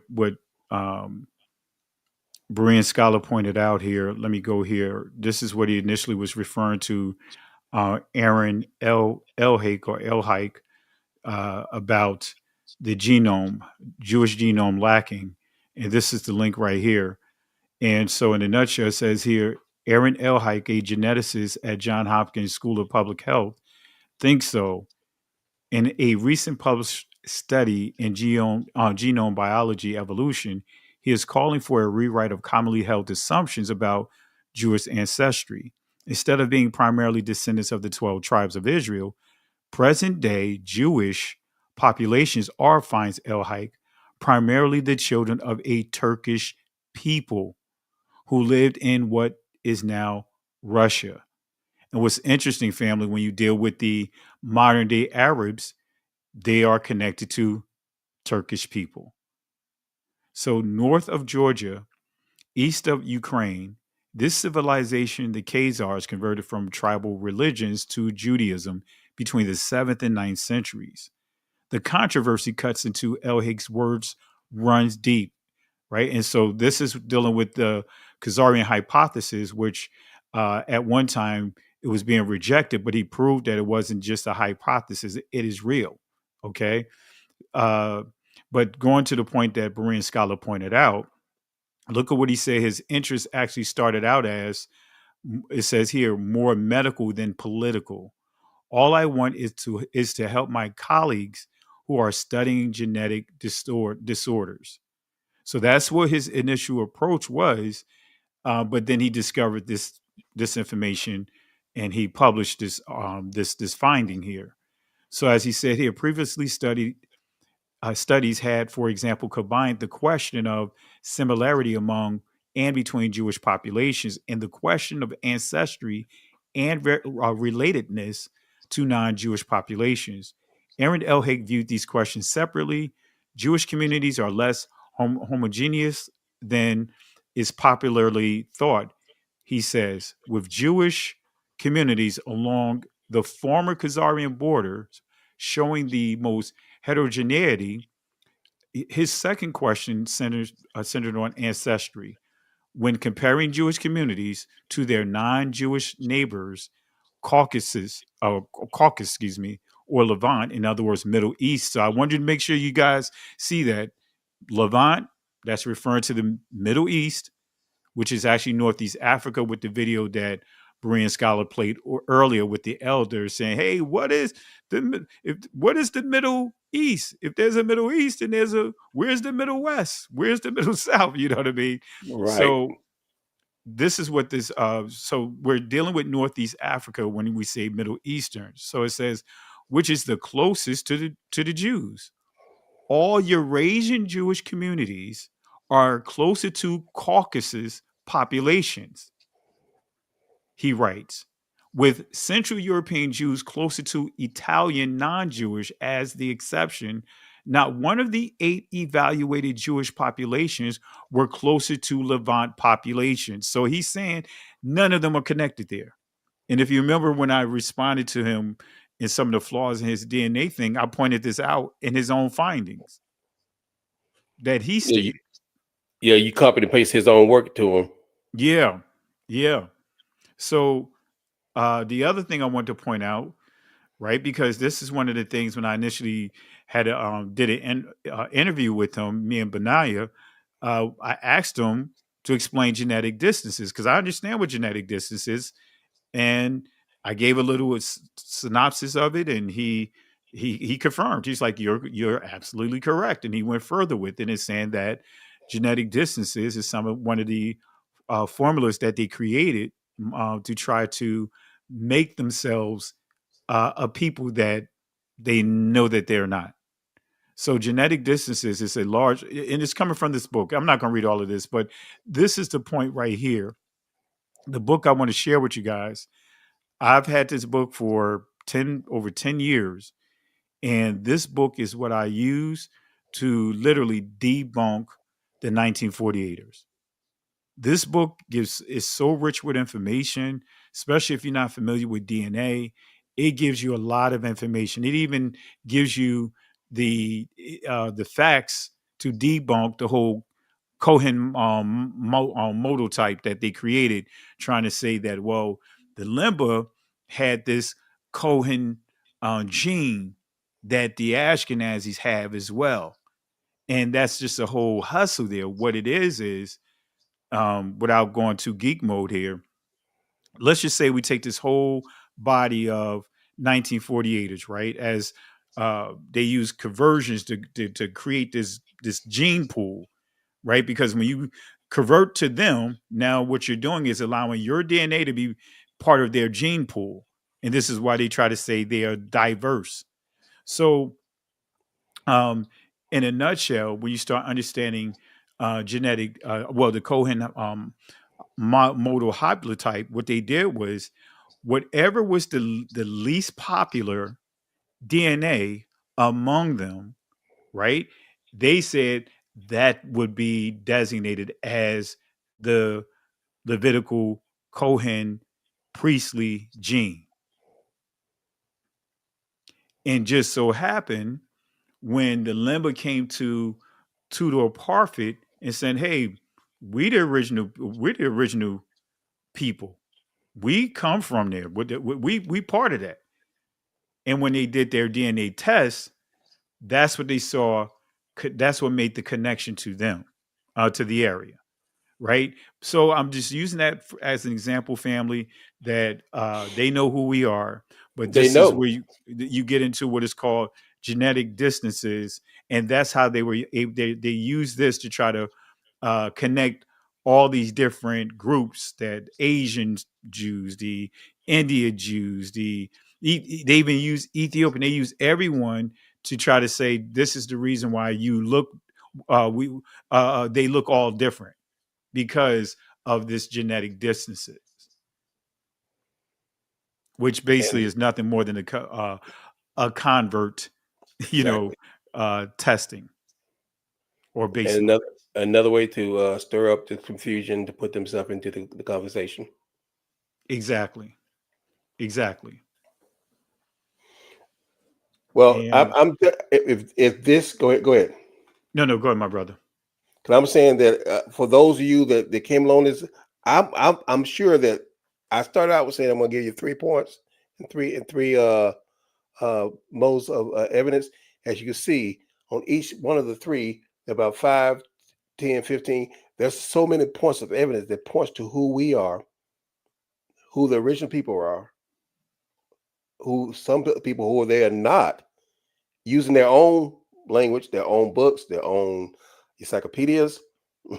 As you saw on 2 different occasions, or 3 with this book that was up, that you can point to your friends and your loved ones and say, hey, we are the people of the book. It's time for us to come back to the Most High and humble ourselves and pray and turn from our wicked ways and seek his face.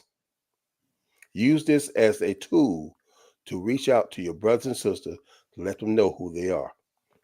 Go ahead, Pastor. Oh, you hit it right on the nail. You hit it right on the nail. And family, and I know it's hard because we've been basically hacked, to rehearse certain things like the word church. The Messiah never said, "On this rock I will build my church." That's not even the word church is not even um, it's not even an ancient term among the Israelites.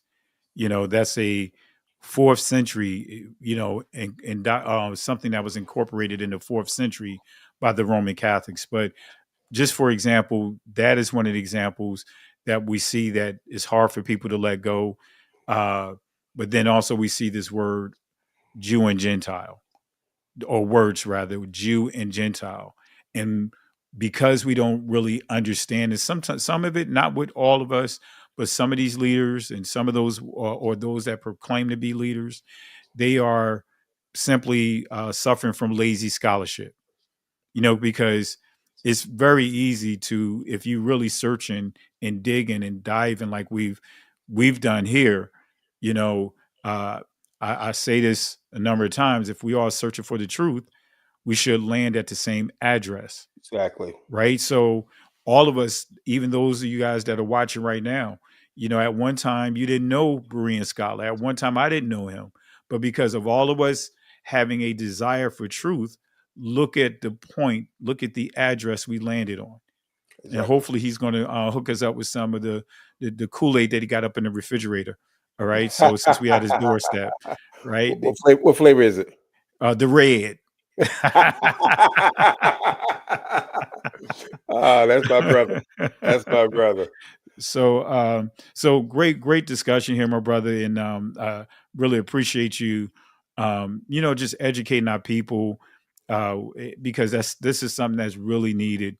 Because we have new people coming in more and more, and it's a lot of stuff that they are being introduced to that are causing problems coming in the door. And that's what issues. That's what my heart is for those people who's not yet have been waking up. Those people are still in the matrix, so to say, what we call the traditional church, or maybe not in church at all, just hanging out in our community, who've been fed these lies that they're nobody, they're nothing but descendants of slaves. They don't have any worth. They just have to fight to keep themselves from being under the foot of the man. They need to know who they are. And the Most High called us to be the light on the hill. Yeah. That shouldn't be hidden on the boat. We should be shining, and we need to know how to shine, know how to be a fisherman. So these are some tools that you can use. Yeah. You hit it right on the nail. You hit it right on the nail. And I just want to say something real quick too.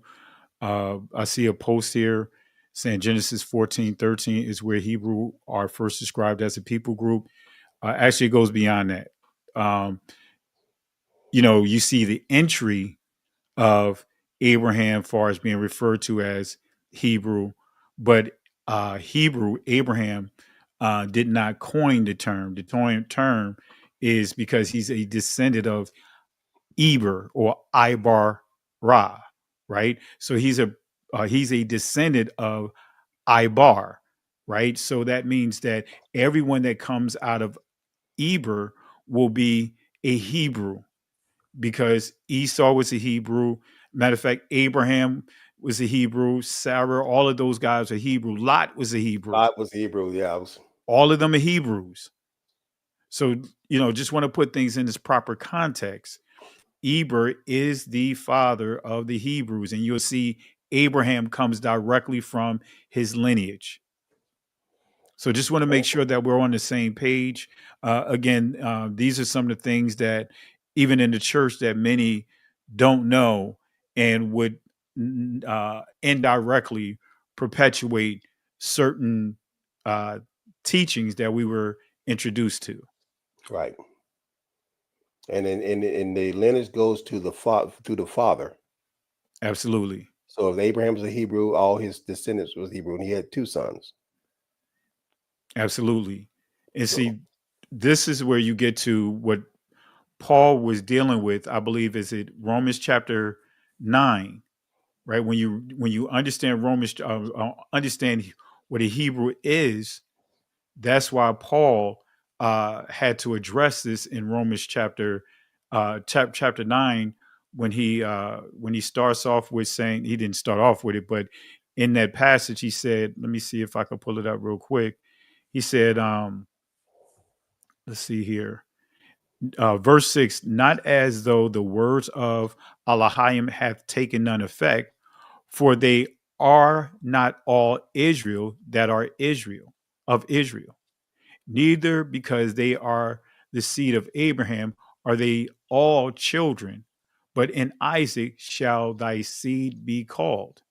So this really sets the tone for this entire chapter, and actually go as far as the next 3 chapters. This is what Abraham was dealing with, and you'll see that he's dealing with those that just because they're Hebrews doesn't mean that they're Israelites. Exactly. And he highlights Ishmael, he highlights Esau, the Edomites. So that's why we have to really understand That's and a make good one sure there, that we put Pastor. things in its proper clarity. Yeah, I like say it again. No, go ahead. Go. What I No, say? he highlight Ishmael. He Oh highlight yeah, uh, uh, it's Esau. 'Cause Esau yeah, was the son of Jacob. I mean, son exactly, of Isaac. So that makes him Hebrew. exactly. So So all of glad you hear Esau about was a the Hebrew. fellas. Yeah, Esau was a Hebrew. And family, if you go there, and I encourage you guys, read that entire chapter. And actually, really, the entire letter is written to the Hebrews leadership that's in Rome, right? But nevertheless, when you read that again, it'll show. It's I believe it's starting in. Let's see, when we go to verse 6, actually,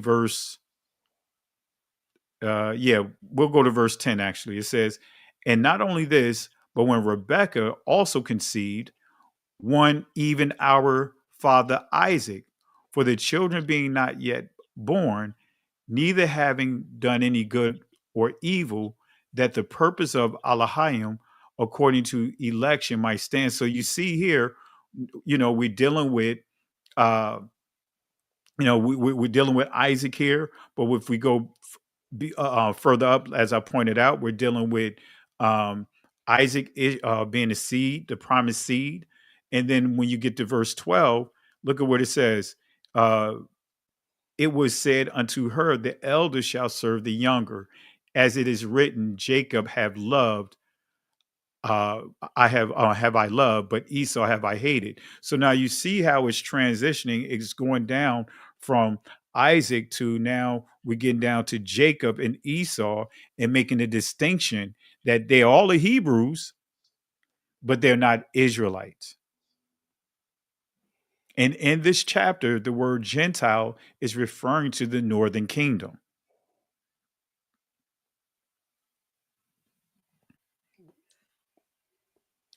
All right. And I yield right there. I'll stop right there. yeah. I love what our brother says. The cosplay is real. You're right. It's real, brother. It's so real. Yeah.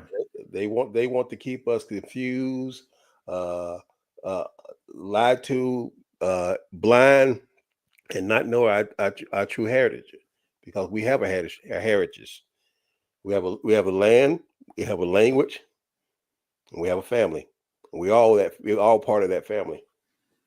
And what's interesting, my brother, I don't have the video clip, and I play it all the time, is when I came across it, because I've been teaching this for years, land, family, and tongues. But then we have a 1948 rabbi that says, remember we said they sat down to create a language because nations need languages. Yeah. He said he made it clear how they created themselves, created a language.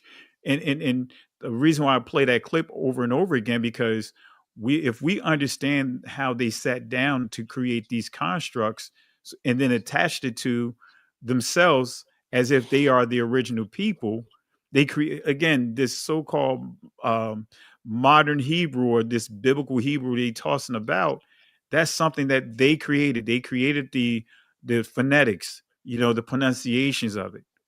So you can't say you're reading biblical Hebrew and you got these dots and all of that stuff associated. You got the Nakud system there.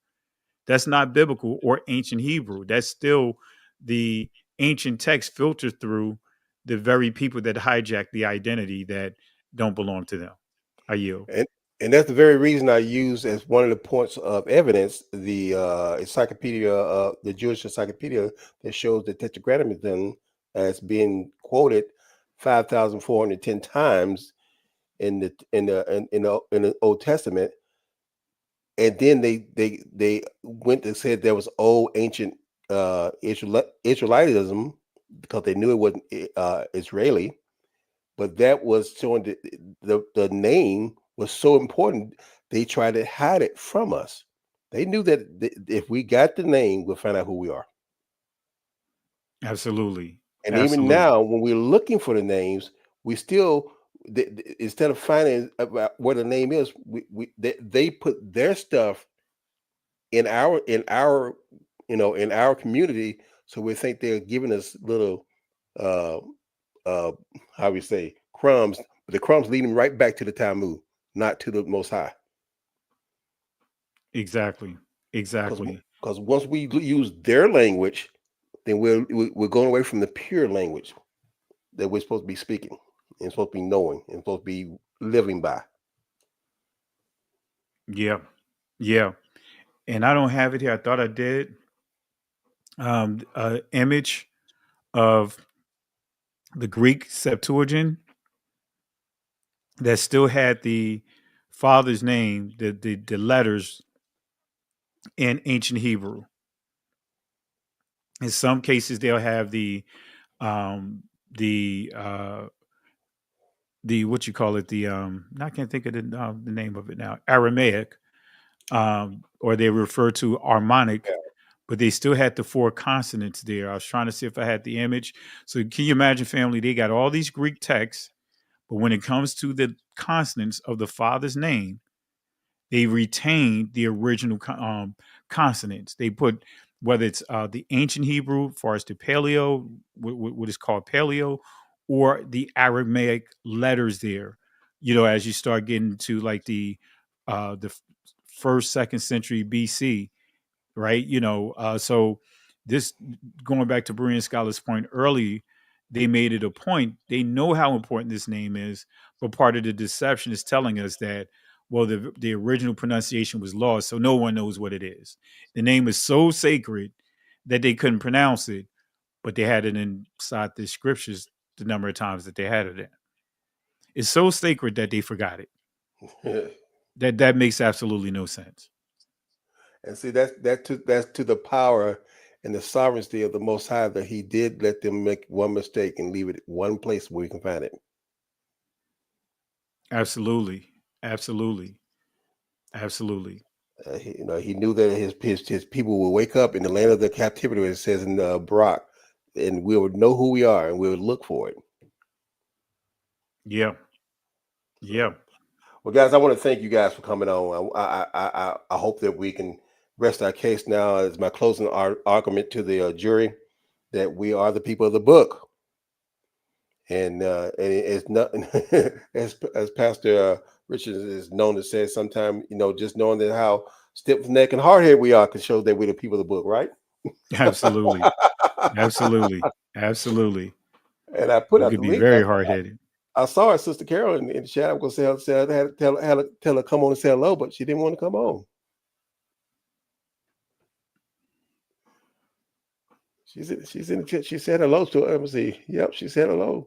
She's doing the Houston walk by. Or should I say chat by? Chat by. But if so, I just pray that this blesses you. My prayer is you use this as a tool to reach others, not just to, I'm here. Well, I'm looking for you. She's here in the chat. She's not coming on. We're right here. We ain't going anywhere. You gonna come up? Are you gonna come? The link is there.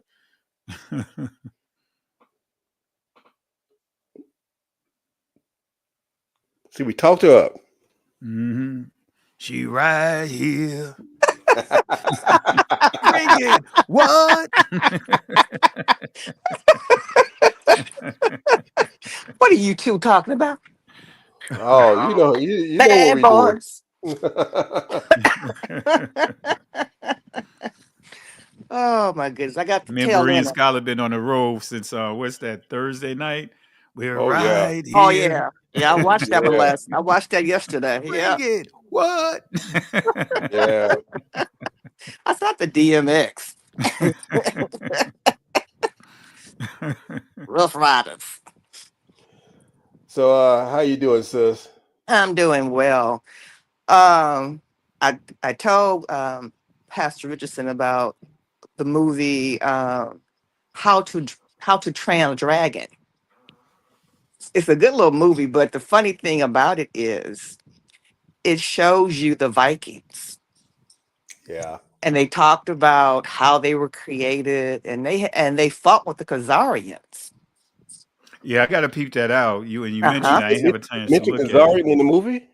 And then when they fought the Khazarians, and the Khazarians left, they defeated the Khazarians, but eventually when they went to other territories, they took over the territories, and the other people yielded to them.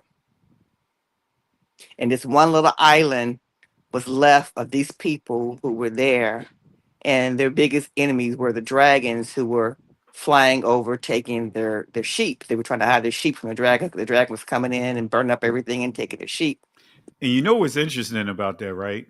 Mm-hmm. Because when you get into the Scythians, especially the Scythian Jots, Uh-huh. you start getting into China. Right. Exactly. You know, so those dragons, when just listening to you explain that, Mm-hmm. that's dealing with China. Because remember, Right. they had issues with China, and China Right. referred to those guys as the Uchis. Mm-hmm. So yeah, Well, I'm gonna have to peep it out. Let me be quiet here. I'm going geek mode now. it's a cute movie. I really enjoyed it. Because I love I anything with saw it dragons. before, but I Right. just never thought about it because when I saw it, it was like when my daughters were younger. Mm-hmm. So I never thought about it from that perspective because it was the original movie came out about 10, Yeah, 15 it was years like ago. 10 years ago. Yeah, this is a Yeah. new one. This just came out in 2025. And Yeah. but it's not an animated movie, it's a real movie.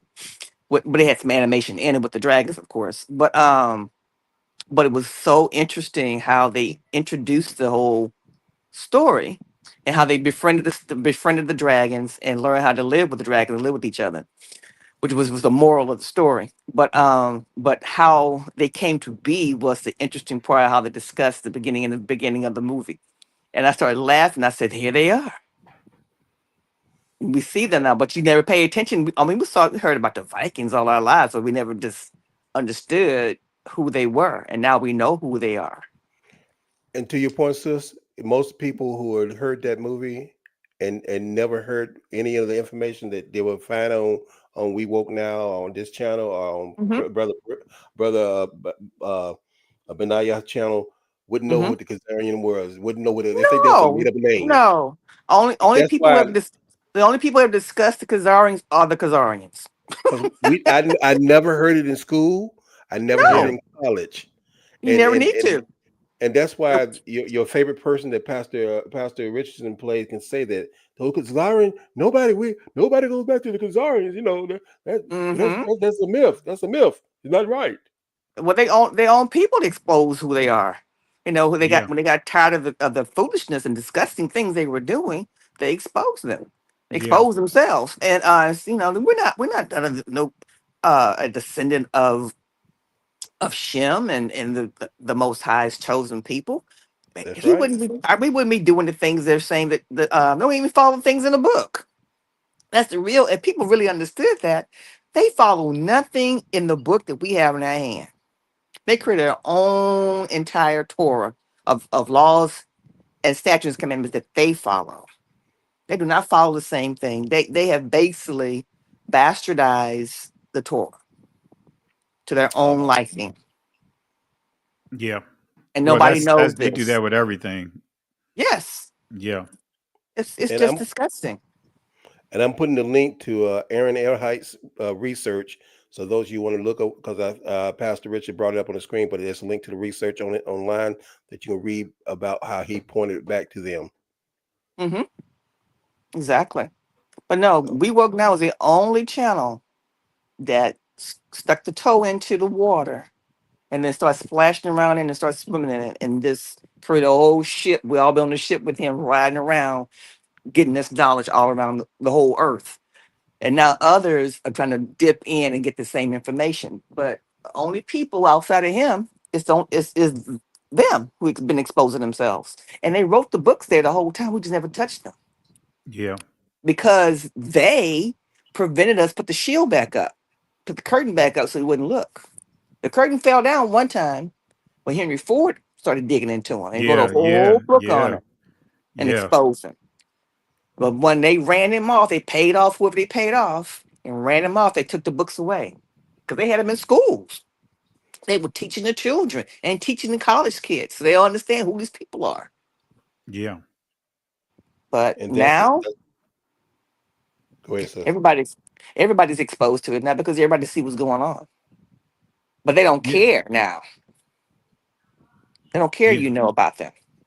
You know, Well, that's why oh, go ahead, Brewer and Scholar. I'm sorry. I said that's why it's important, and you said it already, Pastor. That it's important when we hear these teachings to record them, Hmm. get them yourself, because they who name is not to be mentioned will take this stuff down so you cannot find it. Of That's why course. it's important to get these books, to get this information. It's not just with the short that, hey, we got this, here it is, that you would know it, that you be able to read it and digest it, so you'll be able to share it, because they're taking it down and other people ain't gonna be able to find it. No. And the funny Absolutely. and the funny part of it is they wrote these books for their children, not for us. This is Oh yeah. supposed to be handed down to the next generation of children so they continue their history and know what to do. They never thought in 1,000 years that we will be wake up, start digging into the information. They Yeah. thought we would continue digging into African information, not understanding we are going to switch over and start digging into their information. We started connecting dots. They never expected that to happen. And the person that helped trigger this, far as my approach, far as like going beyond the Ashkenazis, was Dr. Brown. Right. Remember that? Remember Yeah. that, Sister Carol? I remember that. He was like, Exactly. he said that, especially how he explained the Ashkenazis, but then Uh-huh. when he said the Scythians, I'm like, the Scythians? Oh, wait a minute. Mm-hmm. Wait a minute. And when he said that they disappeared, I'm like, wait a minute. He got a habit of saying key people that's Right. connected to their group You're right. disappeared. He said the Exactly. Khazarians disappeared. That's how Exactly. you say they disappeared. It has disappeared. They Right. don't exist. That was a Jedi mind trick. They're not here. Yeah. So, Mhm. but when I saw that, I was like, well, you know what? Let me go into the Scythians. And the more I studied the Scythians, then you start seeing how they were connected. They're like the Uh-huh. common glue, the glue to all of the descendants of Japheth for the most part. It's like, man, you Exactly. seeing them there. It's like, wait a minute. I was like, Mm-hmm. you know what? Because the Scythians, just when I start really researching how barbaric they were, Mm-hmm. I was like, you know what? They sound like the Vikings. Yep. So then, remember, Sister Carol, I always taught about the Jutes and the Jots, You did. but I never made the connection between the Jutes and the Jots with the Vikings Right.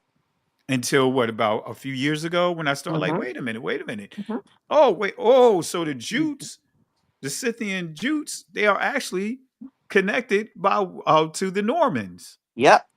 And they all fought each other. They all fought it. So it's like you see that we're proving that all of them are connected. Mm-hmm.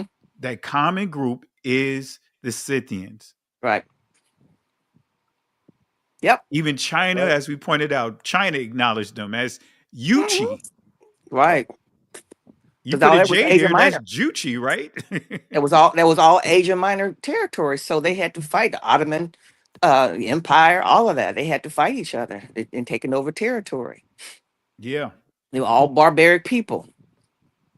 Yeah. Yeah. Yep. And real quick, I know Sister Rita asked a quick question here. Can you speak on why people believe Esau is white?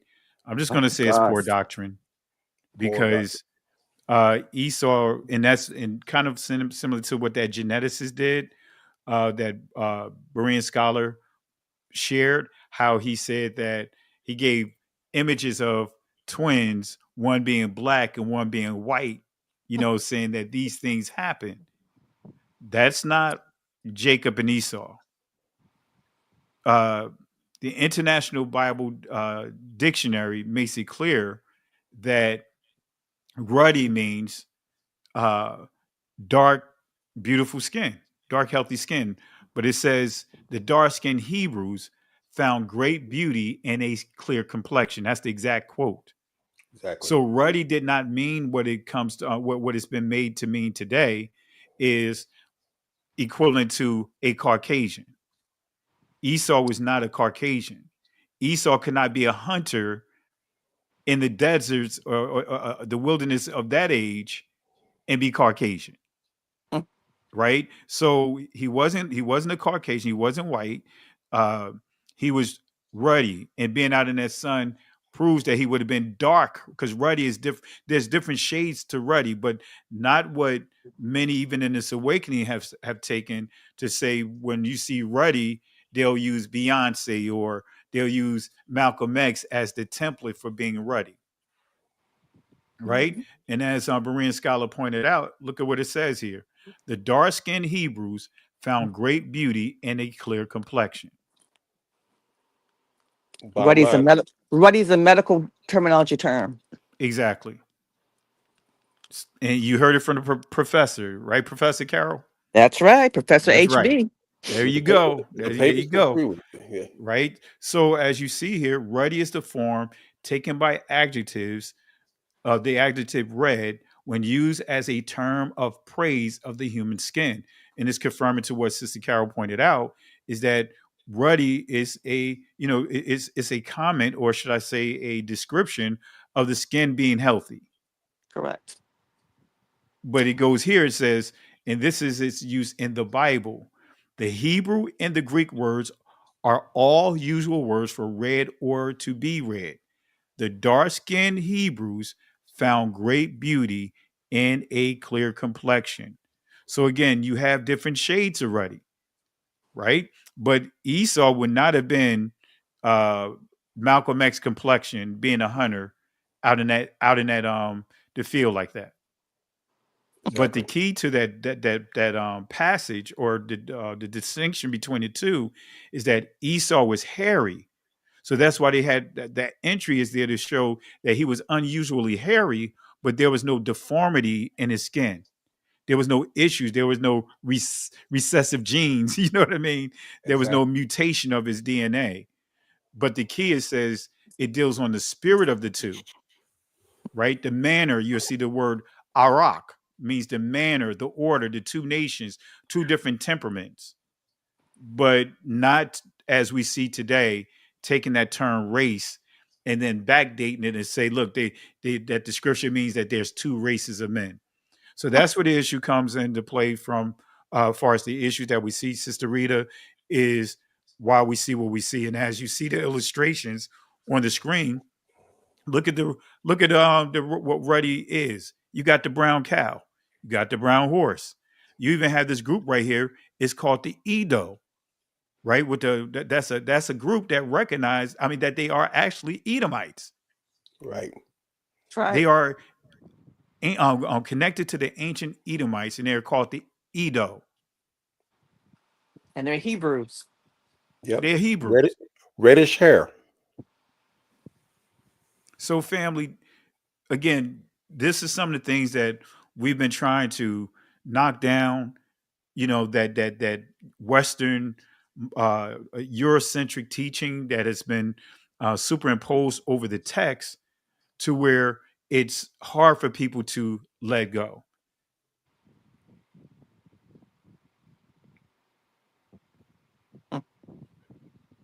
It's amazing how we still got that in our brain.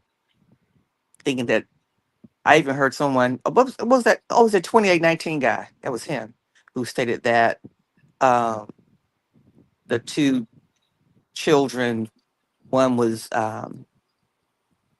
Jacob, who was uh, the white Jew as we know today, and Esau was the Arab that we know today. Wow. Yeah, he said that. Huh? He said that Jacob is the Jews we see today, and that Esau is the Arab that we see today. Okay, that's Exactly. That's that. But that's just the craziness that's concocted in people's brains, and that's what they're putting out into the atmosphere. He stated this in some video. I'm gonna have to give that thought this.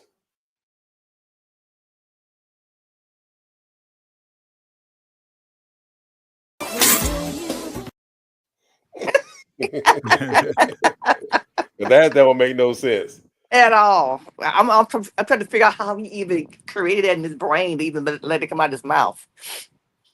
They had somebody had a question for about Leviticus 26. You see that, Pastor? Well, that actually ties into First Chronicles. Is it First Chronicles 7:14? And I'll read it real quick. No, it's Second Chronicles 7:14. You looking it up? Yeah, I'm bringing it up right now. I'll just read it real quick. If my people, which are called by my name, shall humble themselves and pray and seek my face and turn from their wicked ways, then will I hear from heaven and will forgive their sins and will heal their land. Now, this is all occurred. This passage right here is they're celebrating the completion of the temple, and the Most High came down in a cloud and visited and confirmed that he was pleased with the building, and you'll see like in chapter 6, you'll see all of that as far as that this is really dealing with dedications. But the key to the connection to that passage that's in Leviticus 26, it connects right to here. If my people, and again, you see the conditional statement here. If, right? Yes. If, then those are conditional statements. So it's not something that's a given. We have to meet certain parameters that was established by this passage. Now I'm going to look geek mode. I'm going to programming mode, because in programming, when you write applications, programming 101 is conditional statements. If, then, else, right? Or you close it out with end. So if means true, it equates to being true. Else equates to being false. So if my people, and with the parameters that are set here, if my people, which are called by my name, humble themselves, pray, seek my face, and turn from their wicked ways. So this is something that you can't pick and choose. You got to do all of these things. That's within this set of parameters, right? It's not a one time like, hey, look, I was humbled yesterday, and I prayed today, so that means that I got two of it out the way. No, we have to do this, complete all of this. So once we complete all of this and do this consistently and continuously, then the Most High will see our consistency, which transliterates to faith. Then will I hear from heaven and will forgive. See, you see where it's going. Then, if we meet that criteria, then this will happen here. In other words, he will hear from heaven and forgive their sins and will heal their lands. So that's the criteria here, and it starts with the remnant. I yield. That's plain, and you have to, that's what most people don't see, and that's what's calling his people that's called by his name. That's the importance of the name. Mm-hmm. Correct. Again, I was trying to go back to the slide to show how many times was his name was mentioned, but yet they tried to cover it up. And one more thing before we close out. There, and I said this before, I think on last time we were talking about on your live, Pastor. There's things that are going around on the internet and other social media, one of the biggest thing is that we never came from Africa, that we were originally here, and we are the original inhabitants of this land. Now, the truth about that is, some people came over here before Columbus, and that book is there. They came before Columbus. It's the book by Dr. Ivan. Forgot his last name. You know his name, Pastor. I got the video, that video on my channel. I think you got one on your channel too, dude. It shows that there was ships that came over from the predecessor, from Master Musa, his predecessor. Oh yeah, sent yeah. hundreds of ships over beforehand, and they came from the Miley area, in the same area where you see where Nigger land is spotted. And some of us might came over that ship with them. Correct. So that's the people. That's why you'll see some of those places, like some places they found Hebrew writing, and some of the tribes had Hebrew language because they came over here. Correct. But that does not negate that they did not kidnap millions of our people, and that's what they want us to do. They want us to say that no, we're originally here. No, they kidnapped millions of our people and brought us here. Exactly. And And it's from the evidence of tribes, it. exactly, from the tribes that we talked about, from all the tribes I've mentioned, from the Igbo, the Yoruba, from the Asante, tribes from that region, that Limba, all that was bloodline Israelites. Correct. And brought us here. And it's evidence over there, and it's evidence over here that connect both. Exactly. And if you read that, you see that if you go into, and I'm not gonna look it up right now, but it's a channel that came. They were here before Columbus. Is on my channel. Also, you can go to We Work Now. He has. I think you have one of your playlists about him too. So. Yeah, I believe I do, and I was also looking up that what I mentioned earlier about the Tetragrammaton being written on the Greek manuscript, far as the Septuagint early is kind of distorted here. I was trying to look for a cleaner. You put it up? Yeah, I'll pull it up real quick. And next time we come together, I can have a cleaner image of this. Let me see here. I'm gonna share it real quick as we get ready to wrap it up. Let's see here. As we close on our fifth time. We're straight Kojic, right? This is the Kojic outro. The Kojic outro. We say you get set up when you say I don't believe in preaching behind a preacher. Come on now. He do it. All right now. Musicians leave. Musician comes back in. You turn, especially you go to convocation, they turn everything into a service. Let me see here. Here we go.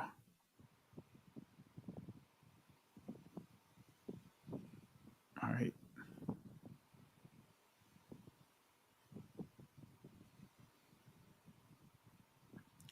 Trying to share it right now. Where is it? Pep. I got so many. Oh, there it is. I got so many screens open. You know how the typical techie, right? I wouldn't know what you're talking about. The typical geek, right? So this right here. I wouldn't know what you're talking about. And I'm gonna zoom it in. And like I said, it's going to distort, but nevertheless, on this here.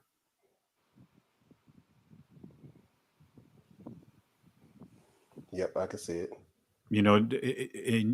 They preserved to show you guys that the name is so important that they didn't write it in Greek.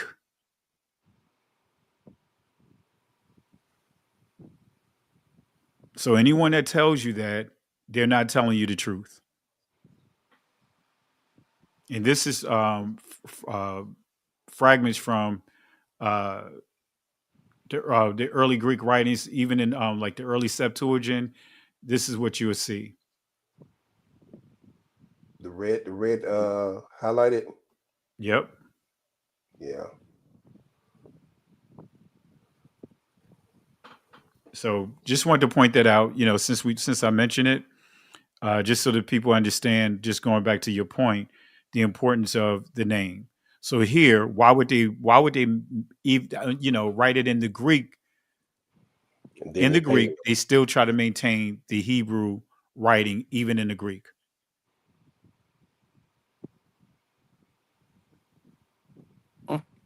It's the name. So, so anyone that try to say, "Hey, his name is Yahuwah," family, this is no insult or trying to go at anyone, but truth is the truth. Yahuwah, it comes from Eoa. That's the combination of the Omega and Alpha. And really, Yahuwah, they didn't even use that back at that time. And far as when I say back in like the 3rd, 4th century AD, they were using Eoa, which sounds like what? Yahweh, Yehovah, Jehovah. So this Yahuwah, this is more of a newer pronunciation that we see there.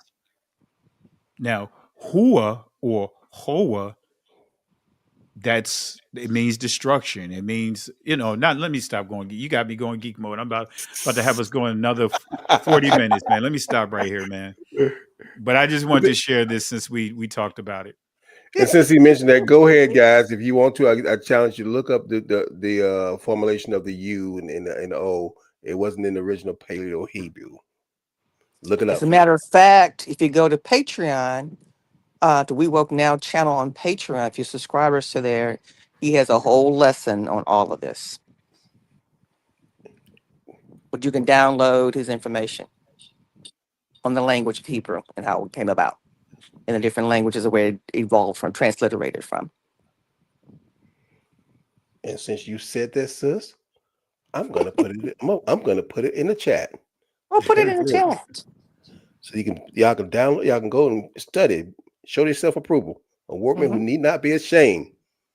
About how many lessons? About 5. It's about 4 or 5 lessons out there. I can remember now. But enough. But the beginning information is in lesson 1. We can download all his handouts that he has there for you. You know what? I'm gonna pull this over here too because I had to type it in the chat so chat can give me the link here. Let me show you this real quick, family. So as we wrap it up, I love you, bro.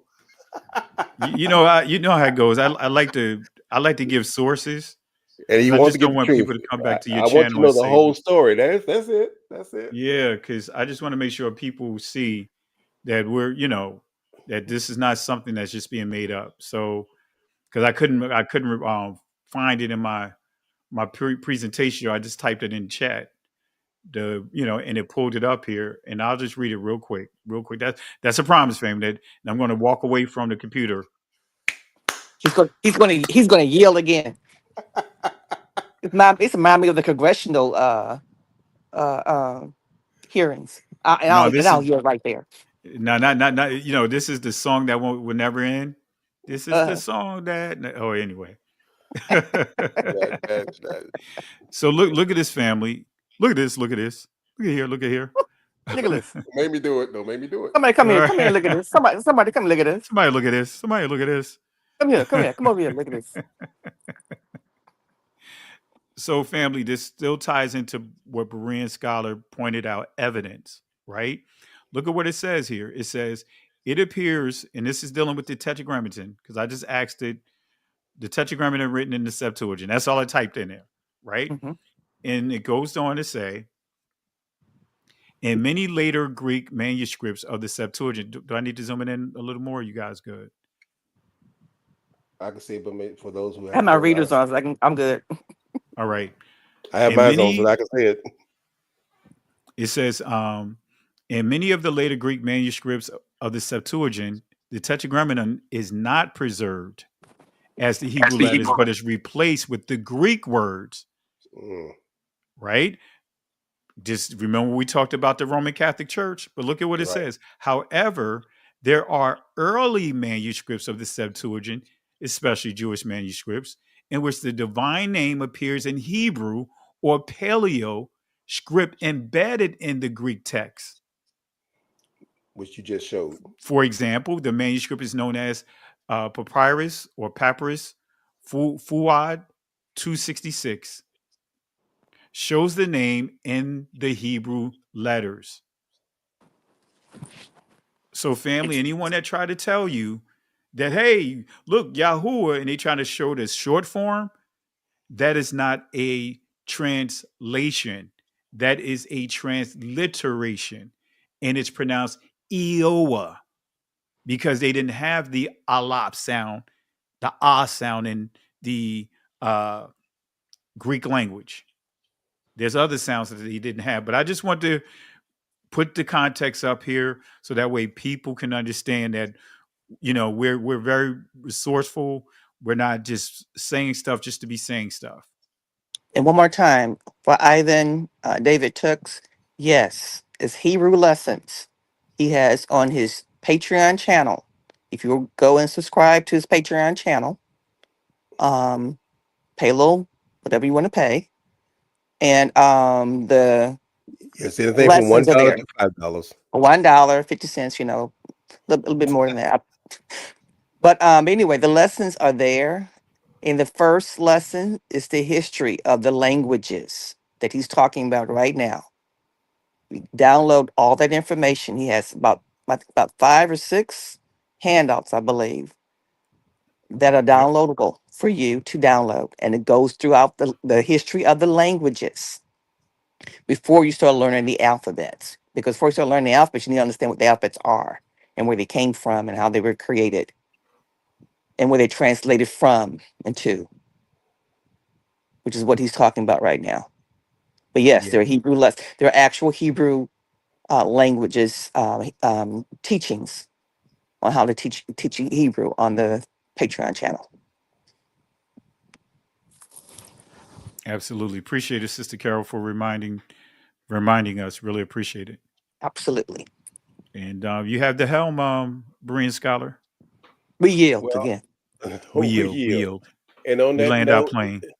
as they say in Hosea, that my people perish for the lack of knowledge. It's not that they didn't have knowledge, they rejected it. So guys, don't reject knowledge. It's laid out for you. Please go read them. Please go look up these links. Please investigate the information you heard today, and make sure you share it with your loved ones who not yet came to the knowledge of the Most High. On that note, I wish everyone of you blessings and peace, and may Yah be smile upon you.